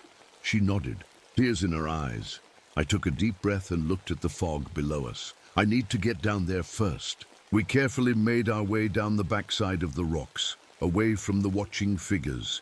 Once on the ground, I took out the last UV flashlight and handed it to Rebecca. "Stay here. Keep this on. It will protect you if the fog comes closer." I turned to go, but she caught my hand. "Dad, wait." Her voice was different, more certain. "There's something else I need to tell you. When I saw Mom in the fog, she told me things about them." "What things?" I asked. "They can't just take anyone. They need a connection, a strong emotional link. That's why they use faces of people we love and—" She hesitated. "They can't maintain that connection if the person they're trying to take is feeling a powerful emotion they don't understand." "What emotion?" "Hope," she said simply. "They don't have it where they come from. They don't understand it. That's why some people come back and others don't. The ones who come back never lost hope." I hugged her tight. "I'll remember that. Now stay here." With the tether trailing behind me, I walked toward the edge of the fog.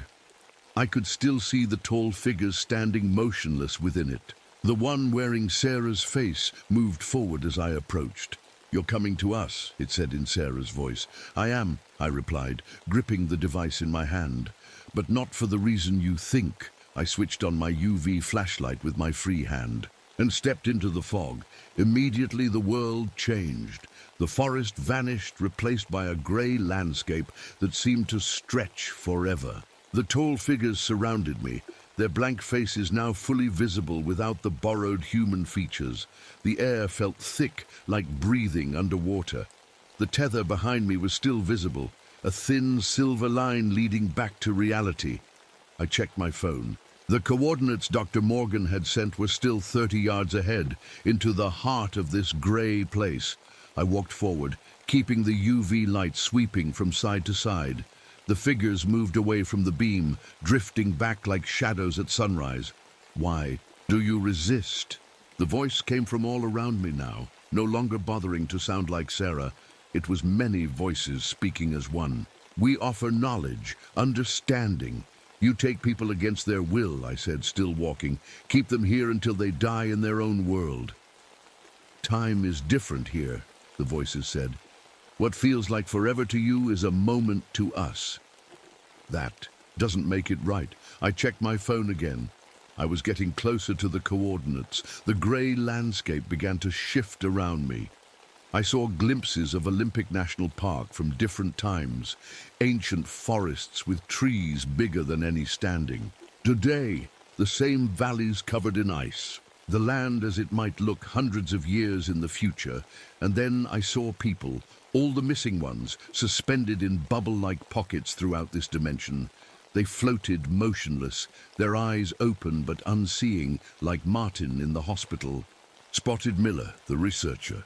The Keller family, parents holding their children's hands, even in their suspended state. Dozens more I didn't recognize, 20 yards from the coordinates now. You study them, I said, understanding dawning. Like scientists with lab rats. We study consciousness, the voices replied. The way your kind experiences time, emotions, connections between minds, these are unknown to us. Let them go, I demanded, all of them. We cannot. They are part of us now, their minds connected to our collective. 10 yards. I could see something ahead, a pulsing point of light floating. About waist high, the air around it rippled like heat waves off hot pavement. That's your gateway, I guessed. The connection between our worlds.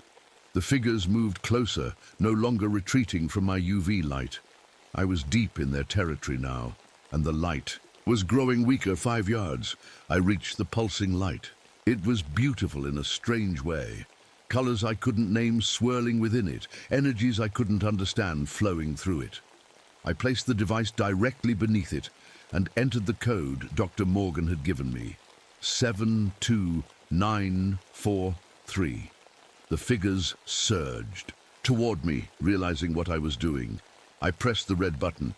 The device beeped and a countdown appeared. 3 Zhao, 2:59, 2:58. I turned to run back along my tether line, but the figures blocked my path. Their forms were changing, becoming more solid, more threatening. You cannot stop the connection, the voices said. We have waited too long for this moment. I swept the UV light at them, but it was much weaker now, barely pushing them back. 30 on the countdown. I tried running in a different direction, but more figures appeared, blocking every escape route. I was surrounded. Then I heard Rebecca's voice, not from outside, but here in this grey place. Dad! I followed the tether. I'm here! I turned and saw her pushing through the fog several yards away, her UV flashlight much brighter than mine. Rebecca! Go back! No, Dad. I can help. The figures turned toward her, drawn by a new presence to study. I used the distraction to run toward her. Vicky on the countdown. We need to get out of here, I said when I reached her.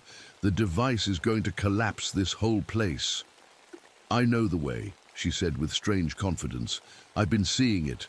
In my dreams. She took my hand and led me through the grey landscape, moving with certainty I couldn't understand. The figures followed, but they seemed unable to move as quickly as we could. There are others, I said, thinking of the suspended people I'd seen. We can't leave them. Rebecca stopped suddenly. You're right. She closed her eyes, concentrating hard. Mom showed me how to do this. Mom? Not the thing pretending to be her, the real Mom. Her memories are here, Dad. Part of her is caught in this place. Dwalaz on the countdown. Rebecca raised her hands, and I felt a surge of something pass through the air. All around us, the suspended people began to stir, their bubbles popping like soap in the wind. How are you doing this? I whispered. Hope, she said simply. They don't understand it. It disrupts their control. The people were waking up now, looking around in confusion. I spotted the Kellers and called to them, "Follow us, quickly!" On the countdown, we ran, a stream of bewildered people following. Behind us, the grey landscape was beginning to fracture, cracks appearing in what looked like the very fabric of reality. The tether was growing brighter now, a silver lifeline leading back to our world. "This way!" I shouted to the crowd behind us. "Follow the line!" 30 on the countdown. We reached what seemed to be the boundary between dimensions, a wall of fog thicker than the rest. I could see the forest faintly on the other side. Through. "Here," Rebecca said, still holding my hand tight. We pushed through the boundary, the sensation like walking through cobwebs. Behind us, people were following, some helping others, carrying children, supporting the elderly. 15. We emerged into the forest.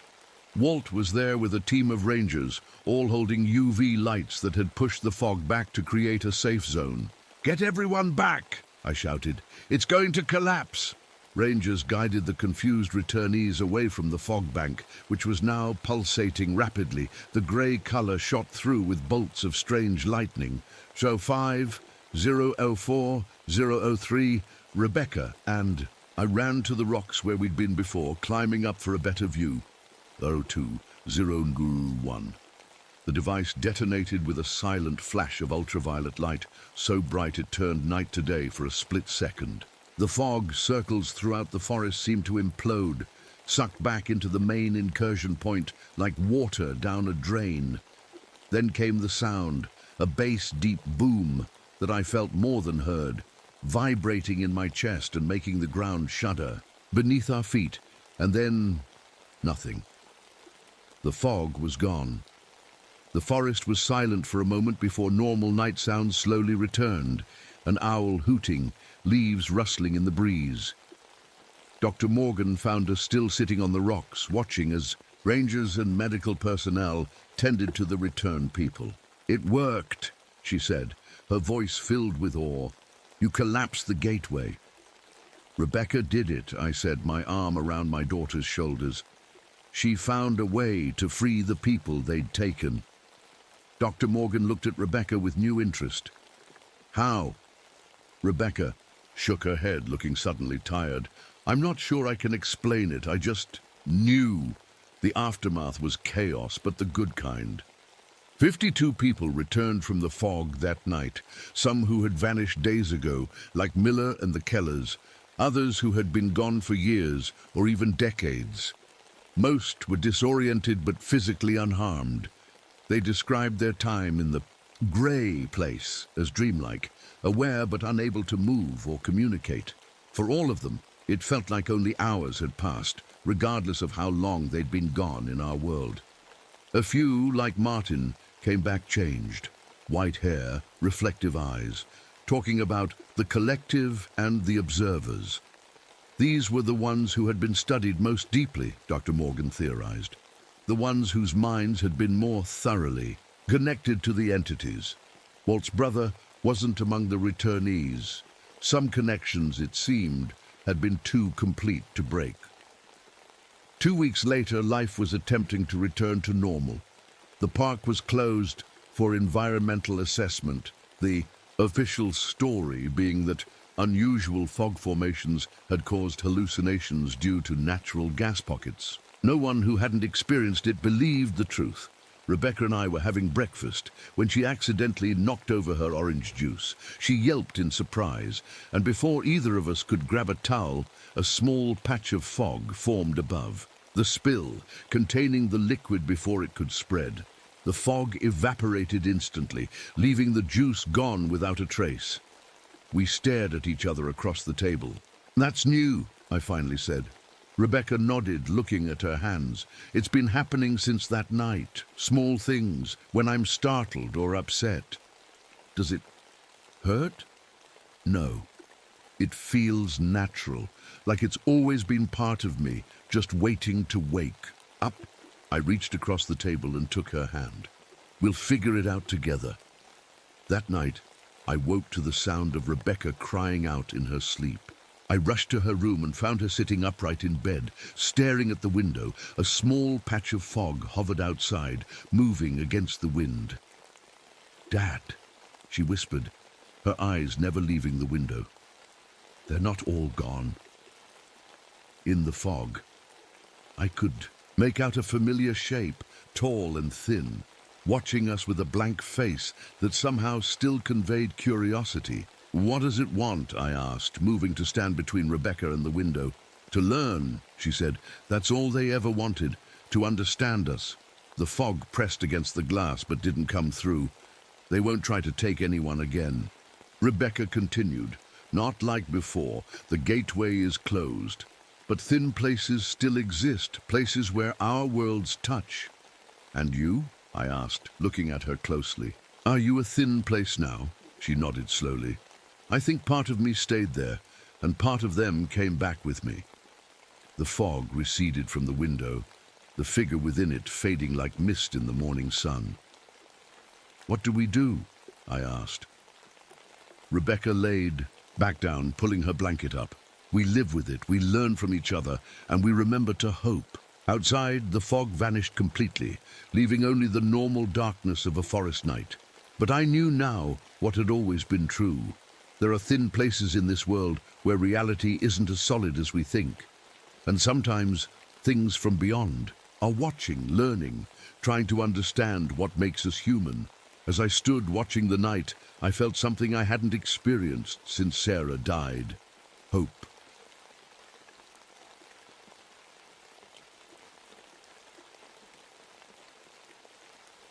My name is Daniel Jefferson. I've been a ranger at Yellowstone National Park for nearly 5 years now. Before that, I was in the Army as a tracker. Not many people know what happened there, and I'd like to keep it that way. Let's just say I didn't leave on the best terms. The park still hasn't fully recovered from the big fires of '88, 3 years later, and you can still see the scars on the land. Blackened tree trunks reach up like bony fingers against the sky. But life always finds a way. Green shoots and new growth push up through the ash. It's beautiful in its own way. I was out on patrol one cold morning in October when I first found it. The elk, or what was left of it. "Damn," I whispered, crouching down beside the carcass. Something wasn't right. I've seen plenty of animal kills. In my time, wolf packs take down elk all the time, bears too, but this was different. The cuts were clean, too clean, like someone had used a knife or a scalpel, and certain parts were missing. Specific organs had been removed with surgical precision. I took photos and samples like protocol demanded. That's when I noticed the trees. Claw marks ran up the trunks, higher than any bear could reach, much higher, and they were deep, cutting into the wood like it was butter. A twig snapped behind me and I spun around, hand on my sidearm. "Whoa! Easy there, Jefferson." It was Sofia Rodriguez, the park's forensic specialist and my reluctant partner. She was smart, city-educated, and made it clear she thought I was a backwoods nobody. But she knew her stuff. I'll give her that.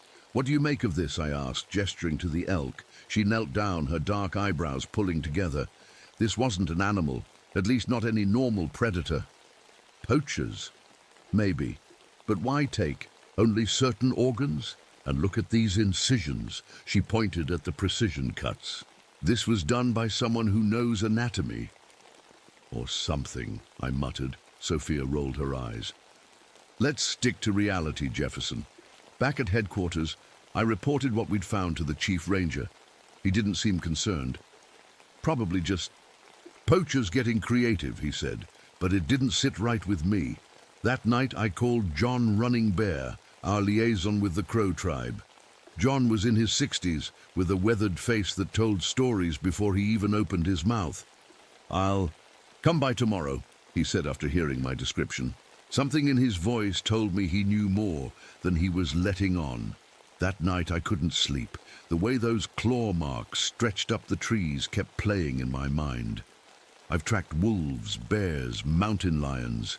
Nothing makes marks like that. Nothing I've ever seen anyway. The next morning I met with Dr. William Frost, the park veterinarian. He examined the samples I'd collected. "The precision is remarkable," he said almost admiringly. "The liver and pituitary gland are completely gone. And look at this tissue separation. It's like the organs were extracted while the animal was still alive." "Who would do something like that?" I asked. Not who? What? Dr. Frost looked up, his eyes gleaming with excitement. I've been collecting reports of unusual animal behavior across the park. Something's happening, Jefferson. Something big. I was about to ask him what he meant when the radio on my belt crackled. Jefferson, we've got reports of entire wolf packs abandoning their territories in the northern range, came the dispatcher's voice. Can you check it out? On my way, I replied. As I headed out, I ran into Charlotte Evans, a documentary filmmaker who'd been hanging around the park for months, filming its recovery from the fires. She had her camera pointed at me before I could avoid her. Ranger Jefferson, any comments on the unusual wildlife movements we've been observing? Her microphone was thrust toward my face. Just normal seasonal changes, I lied, stepping around her. That's not what the wolves are saying, she called after me. They're running from something. What do you think that something is? I didn't answer, because the truth was I had no idea. But I was going to find out. By the time John Running Bear met me at the northern range, I'd confirmed the reports. 3 separate wolf packs had abandoned their territories, moving south in a hurry. It wasn't normal behavior, especially not with winter coming. The wolves know, John said, looking out over the empty valley. They can sense when something dangerous has entered their world.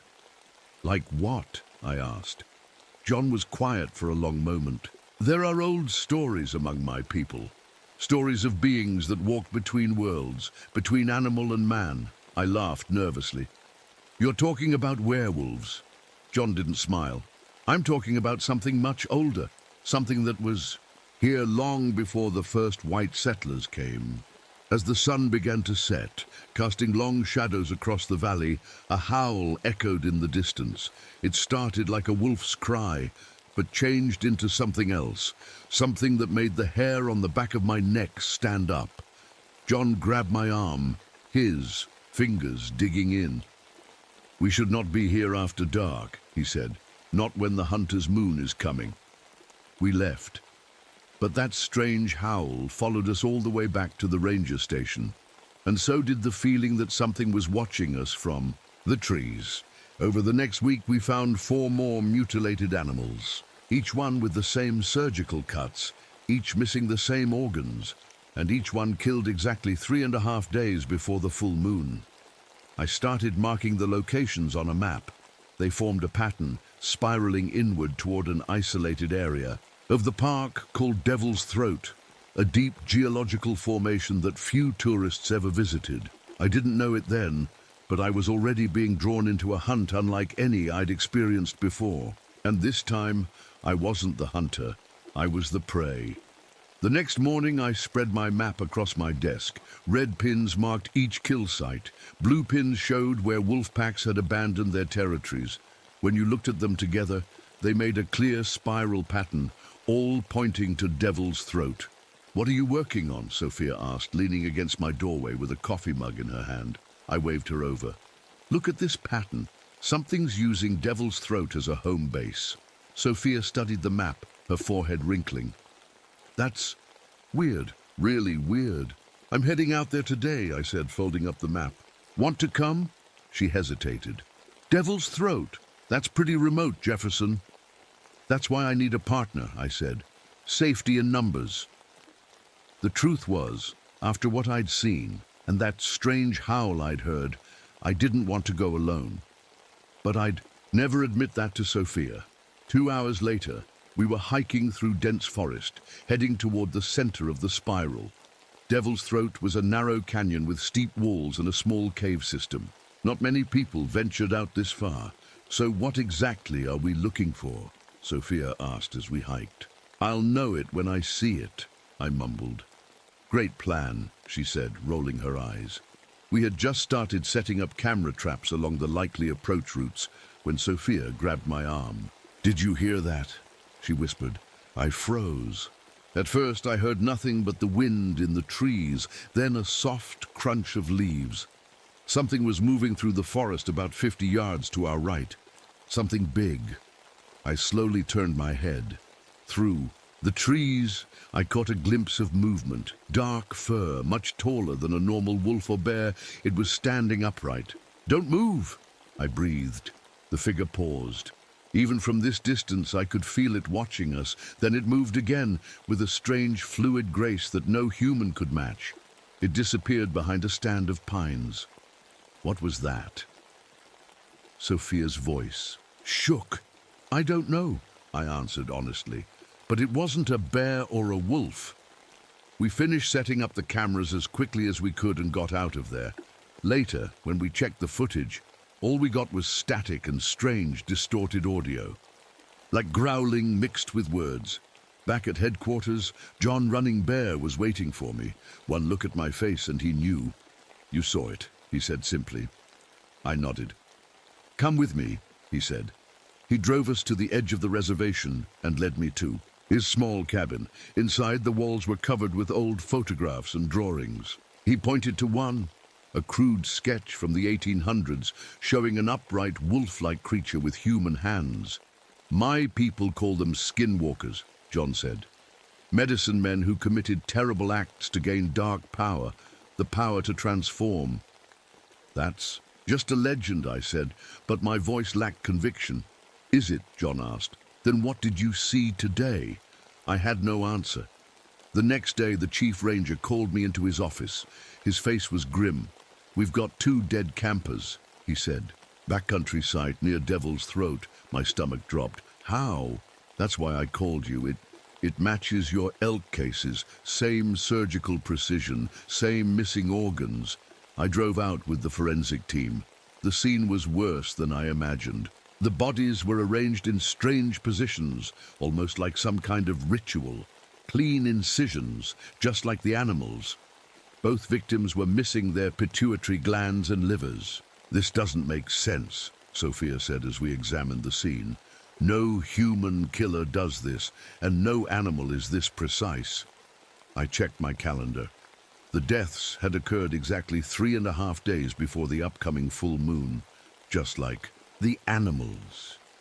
When Dr. Frost arrived to help with the examination, I noticed something strange about him. He seemed excited rather than disturbed. "Fascinating," he kept muttering as he took samples. "People are dead, Frost," I snapped. Yes, of course, tragic." But his eyes were gleaming. "But don't you see? This confirms my theory. It's selecting specific organs. It's intelligent." "What theory?" I demanded. "What do you know?" Dr. Frost looked around to make sure no one else was listening. "I've been researching unusual predator reports in this area for years. There are patterns, Jefferson, 12-year cycles, and we're in the middle of one now." He pulled a small journal from his bag. "I've documented everything. The 1979 incidents, the 1967 attacks, all with the same signature. Why haven't you reported this? Would you have believed me? Would anyone?" He shook his head. "I needed proof, and now I have it. That night I couldn't sleep. I kept seeing those bodies, arranged, like some kind of offering. And that glimpse of the creature through the trees. Too tall to be a wolf, too agile to be a human in costume." The next morning, I visited John again and told him about the campers. "It's growing stronger," he said solemnly. "Each feeding increases its power. What does it want? To survive, to keep changing. The organs it takes, they contain hormones that help it maintain its human mind during transformation." "How do you know all this?" I asked. John looked away. "Because my grandfather encountered it. In 1955, he was one of the few who survived." As we talked, my radio crackled. Another body had been found, this time a solitary hiker, about 2 miles from Devil's Throat. I was starting to see the full picture now, and it terrified me. Whatever this thing was, skinwalker, werewolf, or something science had no name for, it was hunting methodically, planning its kills, and the pattern suggested it was working towards something big when the full moon arrived in 3 days. Needed to stop it before then. But how do you hunt something that's part human, part animal, and maybe part something else entirely? I was about to find out The next morning, Dr. Frost didn't show up for work. His truck was gone from the parking lot, and he wasn't answering his radio. Has anyone seen Dr. Frost? I asked around headquarters. The chief ranger shrugged. Maybe he took a personal day, but I had a bad feeling. After our last conversation, I suspected Frost might have gone looking for the creature on his own. To get his proof, I tried calling his home. No answer. I checked his office and found his door unlocked. Inside, papers were scattered everywhere. Photos of animal mutilations from years past were pinned to a corkboard. Old newspaper clippings about mysterious deaths in Yellowstone dating back to the 1800s, and a map similar to mine, with the same spiral pattern centered on Devil's Throat. But Frost had added something I hadn't. Dates. Full moon dates going back decades. Each cluster of killings happened during the same month every 12 years. Oh no, I whispered, grabbing my radio. Chief, I need a search team. Frost is missing, and I think he's in danger. Based on what? The chief asked. How could I explain that I thought a monster was hunting in our park, that it had a taste for human organs? Trust me, I said. He might have gone to Devil's Throat alone. The chief sighed. Fine. Take Rodriguez with you. But if this is another one of your hunches, Jefferson, I was already out the door. Sophia and I drove as far as we could, then hiked the rest of the way. Dark clouds were rolling in, bringing the promise of rain. You really think Frost came out here by himself? Sophia asked. He's been obsessed with these killings for years, I explained. He wouldn't pass up a chance to see the creature. We followed the trail toward Devil's Throat, moving as quietly as we could. The wind had picked up, making the trees creak and groan. Perfect cover for something that didn't want to be heard. Look, Sophia pointed to the ground. Boot prints. Frost's size. We followed them to a small clearing and stopped dead. There was blood everywhere, a lot of it. And in the middle of the clearing, Frost's camera, smashed to pieces. Oh God, Sophia whispered. I knelt down to examine the tracks. Boot prints coming in, but what went out? Those weren't human footprints. They were massive paw prints, but unlike any I'd seen before. The front prints showed something disturbing, signs of an opposable thumb. We radioed for backup and a forensic team, then continued searching the area. We found Frost's body about 100 yards away, or what was left of it. He'd been partially eaten. Just like the other victims, specific organs were removed with surgical precision. But the rest was torn apart, like the creature had lost control.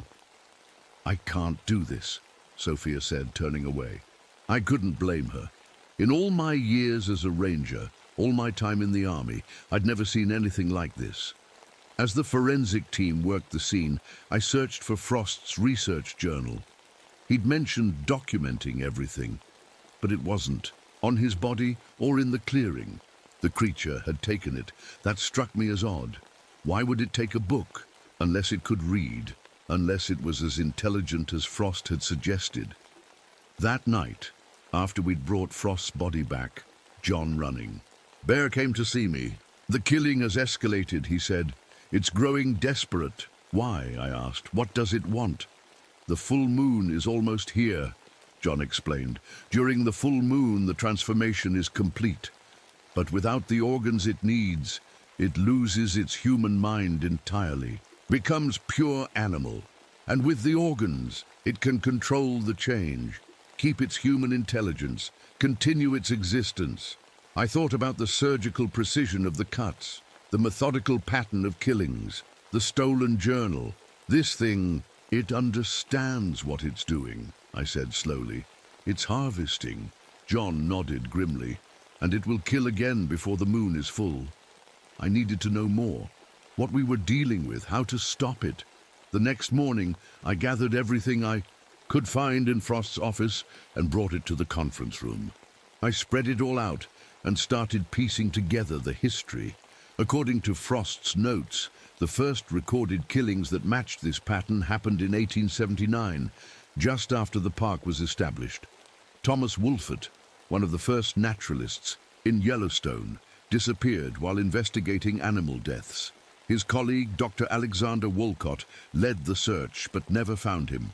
Then, 12 years later, it happened again and again. Every 12 years, like clockwork, I was deep in the research when Charlotte Evans, the documentary filmmaker, burst into the room.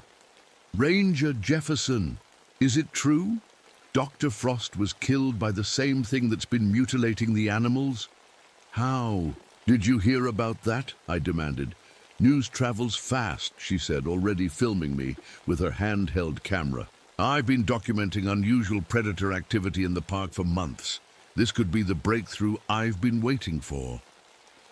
"This isn't a story, Ms. Evans. It's a tragedy, and potentially dangerous for everyone in the park. Which is why people need to know," she insisted. "My crew and I are heading to Devil's Throat tomorrow night to set up. The full moon will make for dramatic lighting, and if this creature is real—" "Are you insane?" I stood up. "Something out there killed Frost. And 2 campers. You need to stay away from Devil's Throat," she smiled. "So you do think there's something out there, something more than a bear or a wolf." I realized my mistake too late. She'd gotten exactly what she wanted, confirmation from a park ranger. "If you go out there, you're putting yourself in danger," I warned. "Risk comes with the job," she said, heading for the door. "We'll be careful." After she left, I continued going through Frost's research. One file caught my attention.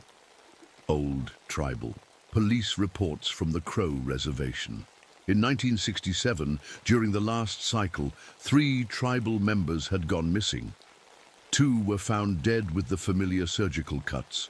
The 3rd was never found. But what really jumped out at me was a detail in one report. A survivor, badly wounded, claimed to have seen the creature up close.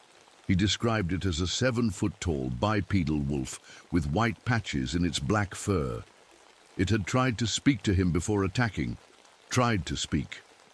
The same day, I got a disturbing call from Dr. Peterson, the medical examiner who'd autopsied the campers and Frost. "Jefferson, there's something you need to see," he said. At the morgue, Peterson showed me something under the microscope, tissue samples from all 3 victims. "Their cells are showing strange changes," he explained, "almost like their DNA was being altered at the time of death." "Altered how?" "I don't know, I've never seen anything like it, but whatever killed them, it might be contagious." I thought about the creature's saliva entering wounds, a bite or a scratch passing something on.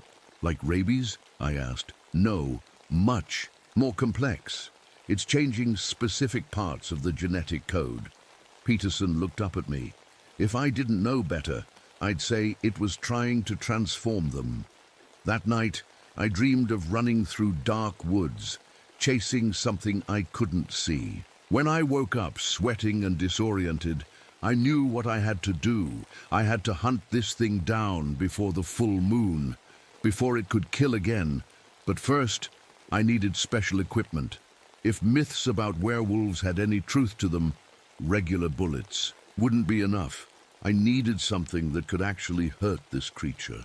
And I needed to find out what it really was before it was too late. I went back to Frost's office early the next morning and searched through everything again. This time, I found a locked drawer in his desk. I broke it open and found his personal journal. Not his research notes, but his private thoughts. The last entry was dated the day before he disappeared. I believe I found a way to stop it. Wolcott's original notes mentioned silver nitrate injections as a potential treatment.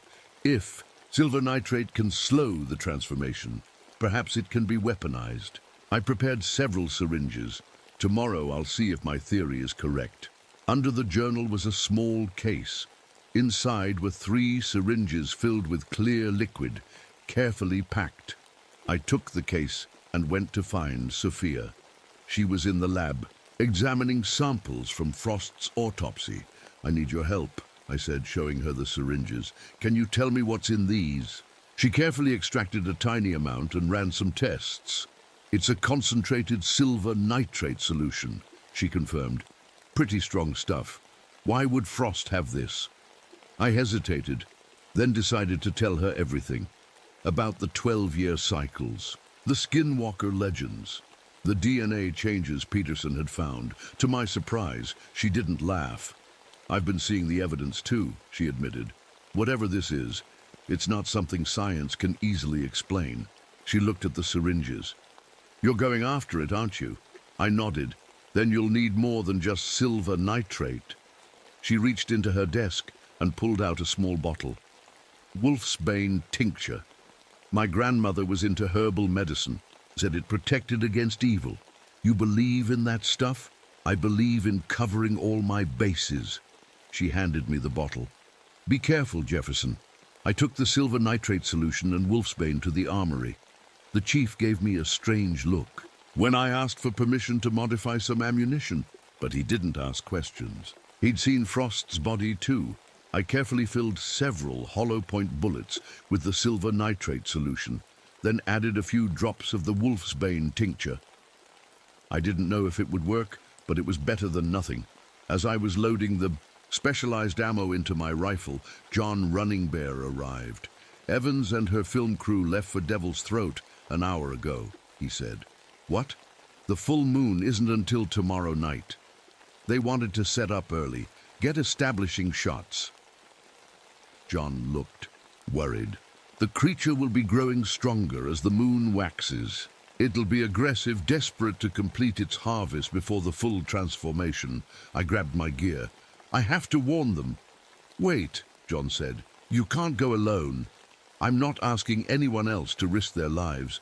You don't understand, John insisted. My grandfather didn't just encounter this thing. He tracked it, studied it, learned its weaknesses. And what are those? It can be killed like any creature, but it's smart. It knows these woods better than you do, and it has power over fear itself. What do you mean? If it catches your eyes, it can paralyze you with terror, make you unable to move or fight back. That's how it takes its victims so cleanly. John handed me a small pouch. Burnt sage and bear root, an old protection. I took the pouch, trying not to show my skepticism. One more thing, John said. In all the old stories, there's a way to end the cycle permanently. You have to kill it while it's between forms. Not fully human, not fully beast. I radioed Sophia and told her where I was going. If I'm not back by morning, send a search party to Devil's Throat. But tell them to come armed and careful. She wanted to come with me, but I convinced her to stay behind as backup. If things went wrong, someone needed to know the full story. The hike to Devil's Throat took longer than usual. I moved carefully, stopping often to listen and check for tracks. The woods seemed unnaturally quiet. No birds, no small animals. Everything was hiding. By late afternoon, I reached the rim of the canyon. Below, I could see Evans's camp. 2 tents, camera equipment, a small fire. 3 people moved around the site. They seemed unaware of the danger they were in. I was about to call down to them when I noticed something strange. The camp was set up right at the mouth of the largest cave in the canyon wall, right where the creature would likely have its den.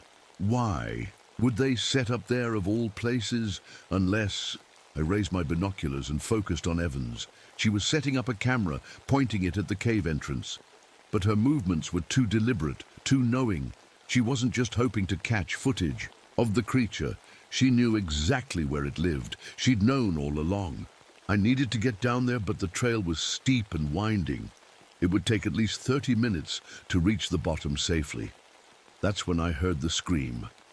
One of Evans' crew, a young man with a sound pack, was backing away from the cave entrance.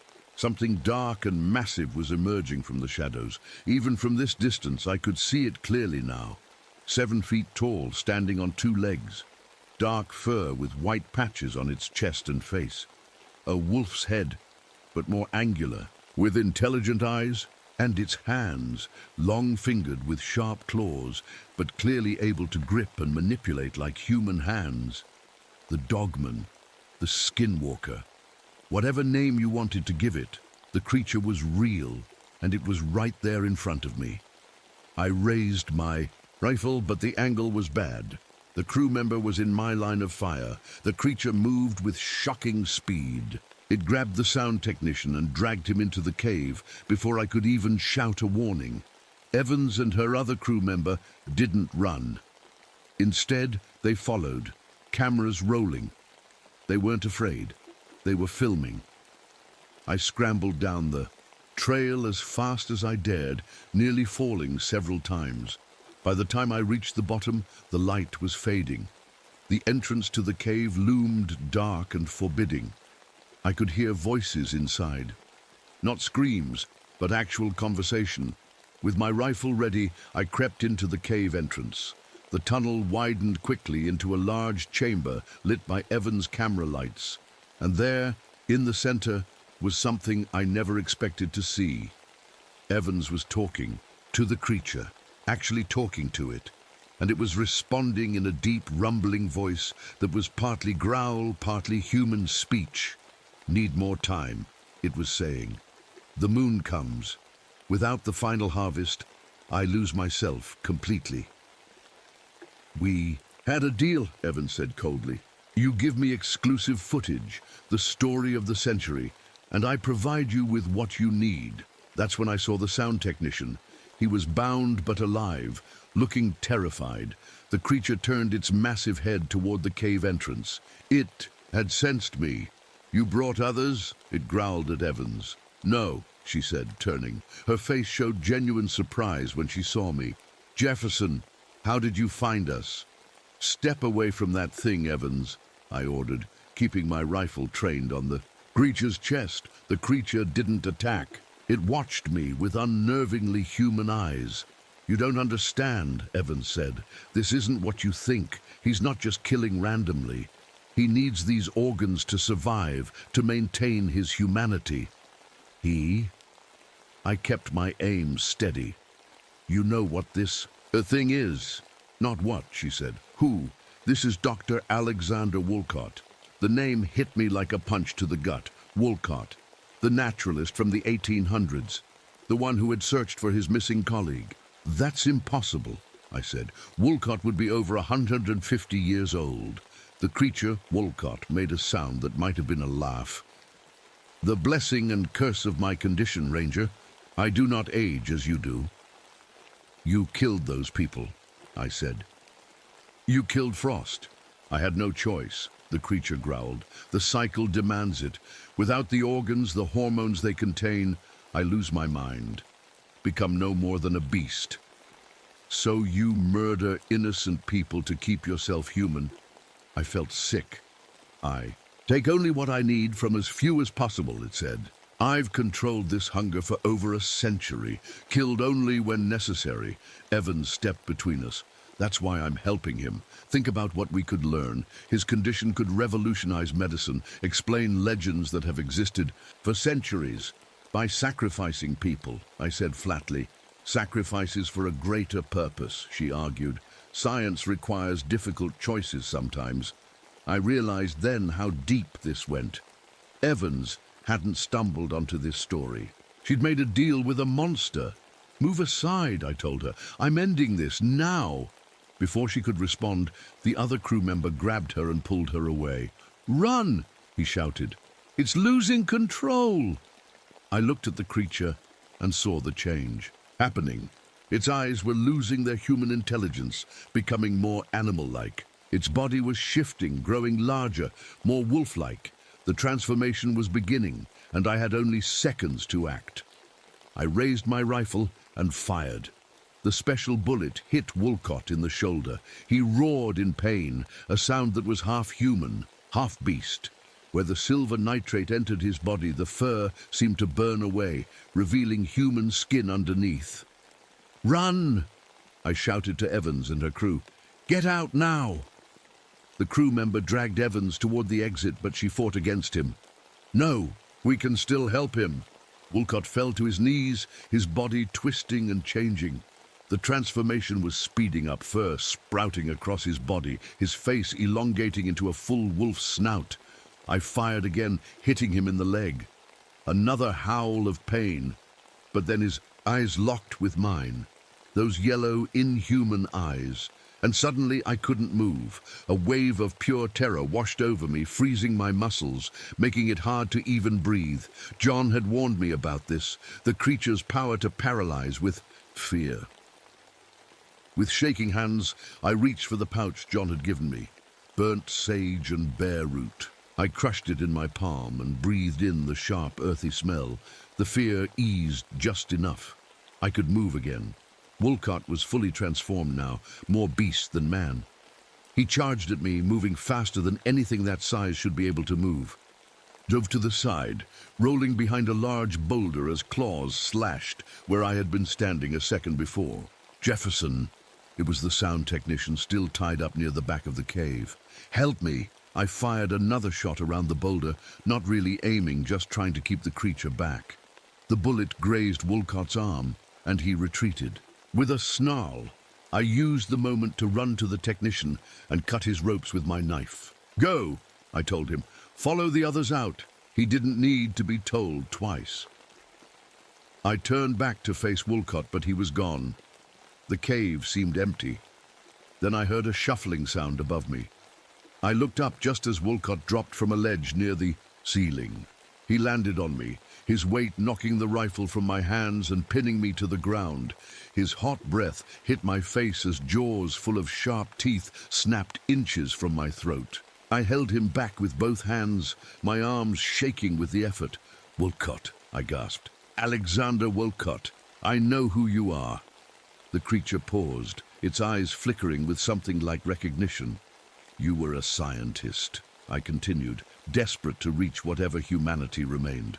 You wanted to help people, not kill them, Wolcott growled but didn't bite. His eyes seemed to clear slightly. Using all my strength, I pushed him off and scrambled away. My rifle was too far to reach, but I pulled out my sidearm. Regular bullets wouldn't kill him, but they might slow him down. Instead of attacking again, Wolcott backed away. He moved to the far wall of the cave and scratched at it with his claws. I realized he was writing something. Crude letters scraped into the stone. Not choice. Curse. I know, I said, keeping my gun trained on him. But you've killed innocent people to survive. He scratched more words. Show you. Truth. Wolcott turned and moved deeper into the cave. After a moment's hesitation, I followed, keeping my distance. The tunnel wound downward, opening into a larger chamber. What I saw there stopped me in my tracks. The walls were covered with writings, drawings, and photos, a century and a half of records. Journals were stacked neatly on stone shelves, alongside modern textbooks on biology and medicine. One section held medical equipment, microscopes, test tubes, even a small refrigeration unit powered by a car battery. This wasn't just a den. It was a laboratory, a home. Wolcott moved to a desk and picked up a journal with his clawed hands. He pushed it toward me. I kept my gun raised as I picked it up. It was dated 1879. I have been attacked by something in the woods, the first entry read. Thomas is dead. The creature bit me before I could kill it. I am changing. God help me, I am changing. Further entries documented Wolcott's transformation and his desperate search for a cure. He had discovered that by consuming certain organs, rich in specific hormones, he could maintain his human mind even in beast form. The hunger is terrible, he had written, but I must not give in. I must find another way.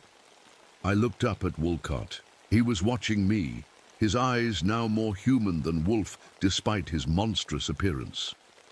You've been trying to cure yourself, I realized. All this time. He nodded, then pointed to a newer journal, Frost's research journal, the one that had gone missing. I opened it and found Frost's notes about Wolcott. He had suspected the truth and come looking for proof. But instead of exposing Wolcott, he had offered to help find a cure. The silver nitrate shows promise, Frost had written. Injections. Reduce transformation symptoms by 60%. With more research, we might end the cycle entirely. Wolcott scratched on the wall again. Frost friend, accident, lost control. You didn't mean to kill him, I said. Wolcott shook his head, his eyes full of what looked like grief.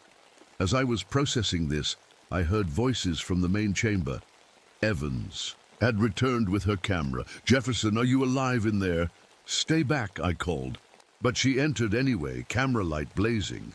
When she saw Woolcott in his half-transformed state, she gasped. "It's happening," she whispered, filming everything. "The transformation." "Put that down," I told her. "This isn't a documentary. This is a man's life." "A man?" she laughed. "That thing isn't human anymore," Woolcott growled, advancing toward her. "Evans, run!" I shouted, but it was too late. Woolcott lunged, knocking the camera from her hands. His claws slashed, barely missing her throat as she stumbled backward. I fired my gun, hitting Woolcott in the back. He turned on me with a roar, fully animal now. Whatever humanity had been there moments before was gone. I emptied my clip into him, slowing him down but not stopping him. I reached for my hunting knife as he charged. At the last second, a shot rang out from the cave entrance. Woolcott jerked. Back! A special silver nitrate bullet in his chest. Sophia stood in the entrance, rifle raised. John running bare beside her. "Jefferson, move!" she shouted, firing again. Woolcott howled in pain as more silver nitrate entered his system. He staggered, then fell to his knees. I approached cautiously. Woolcott looked up at me, and I saw his eyes clearing again.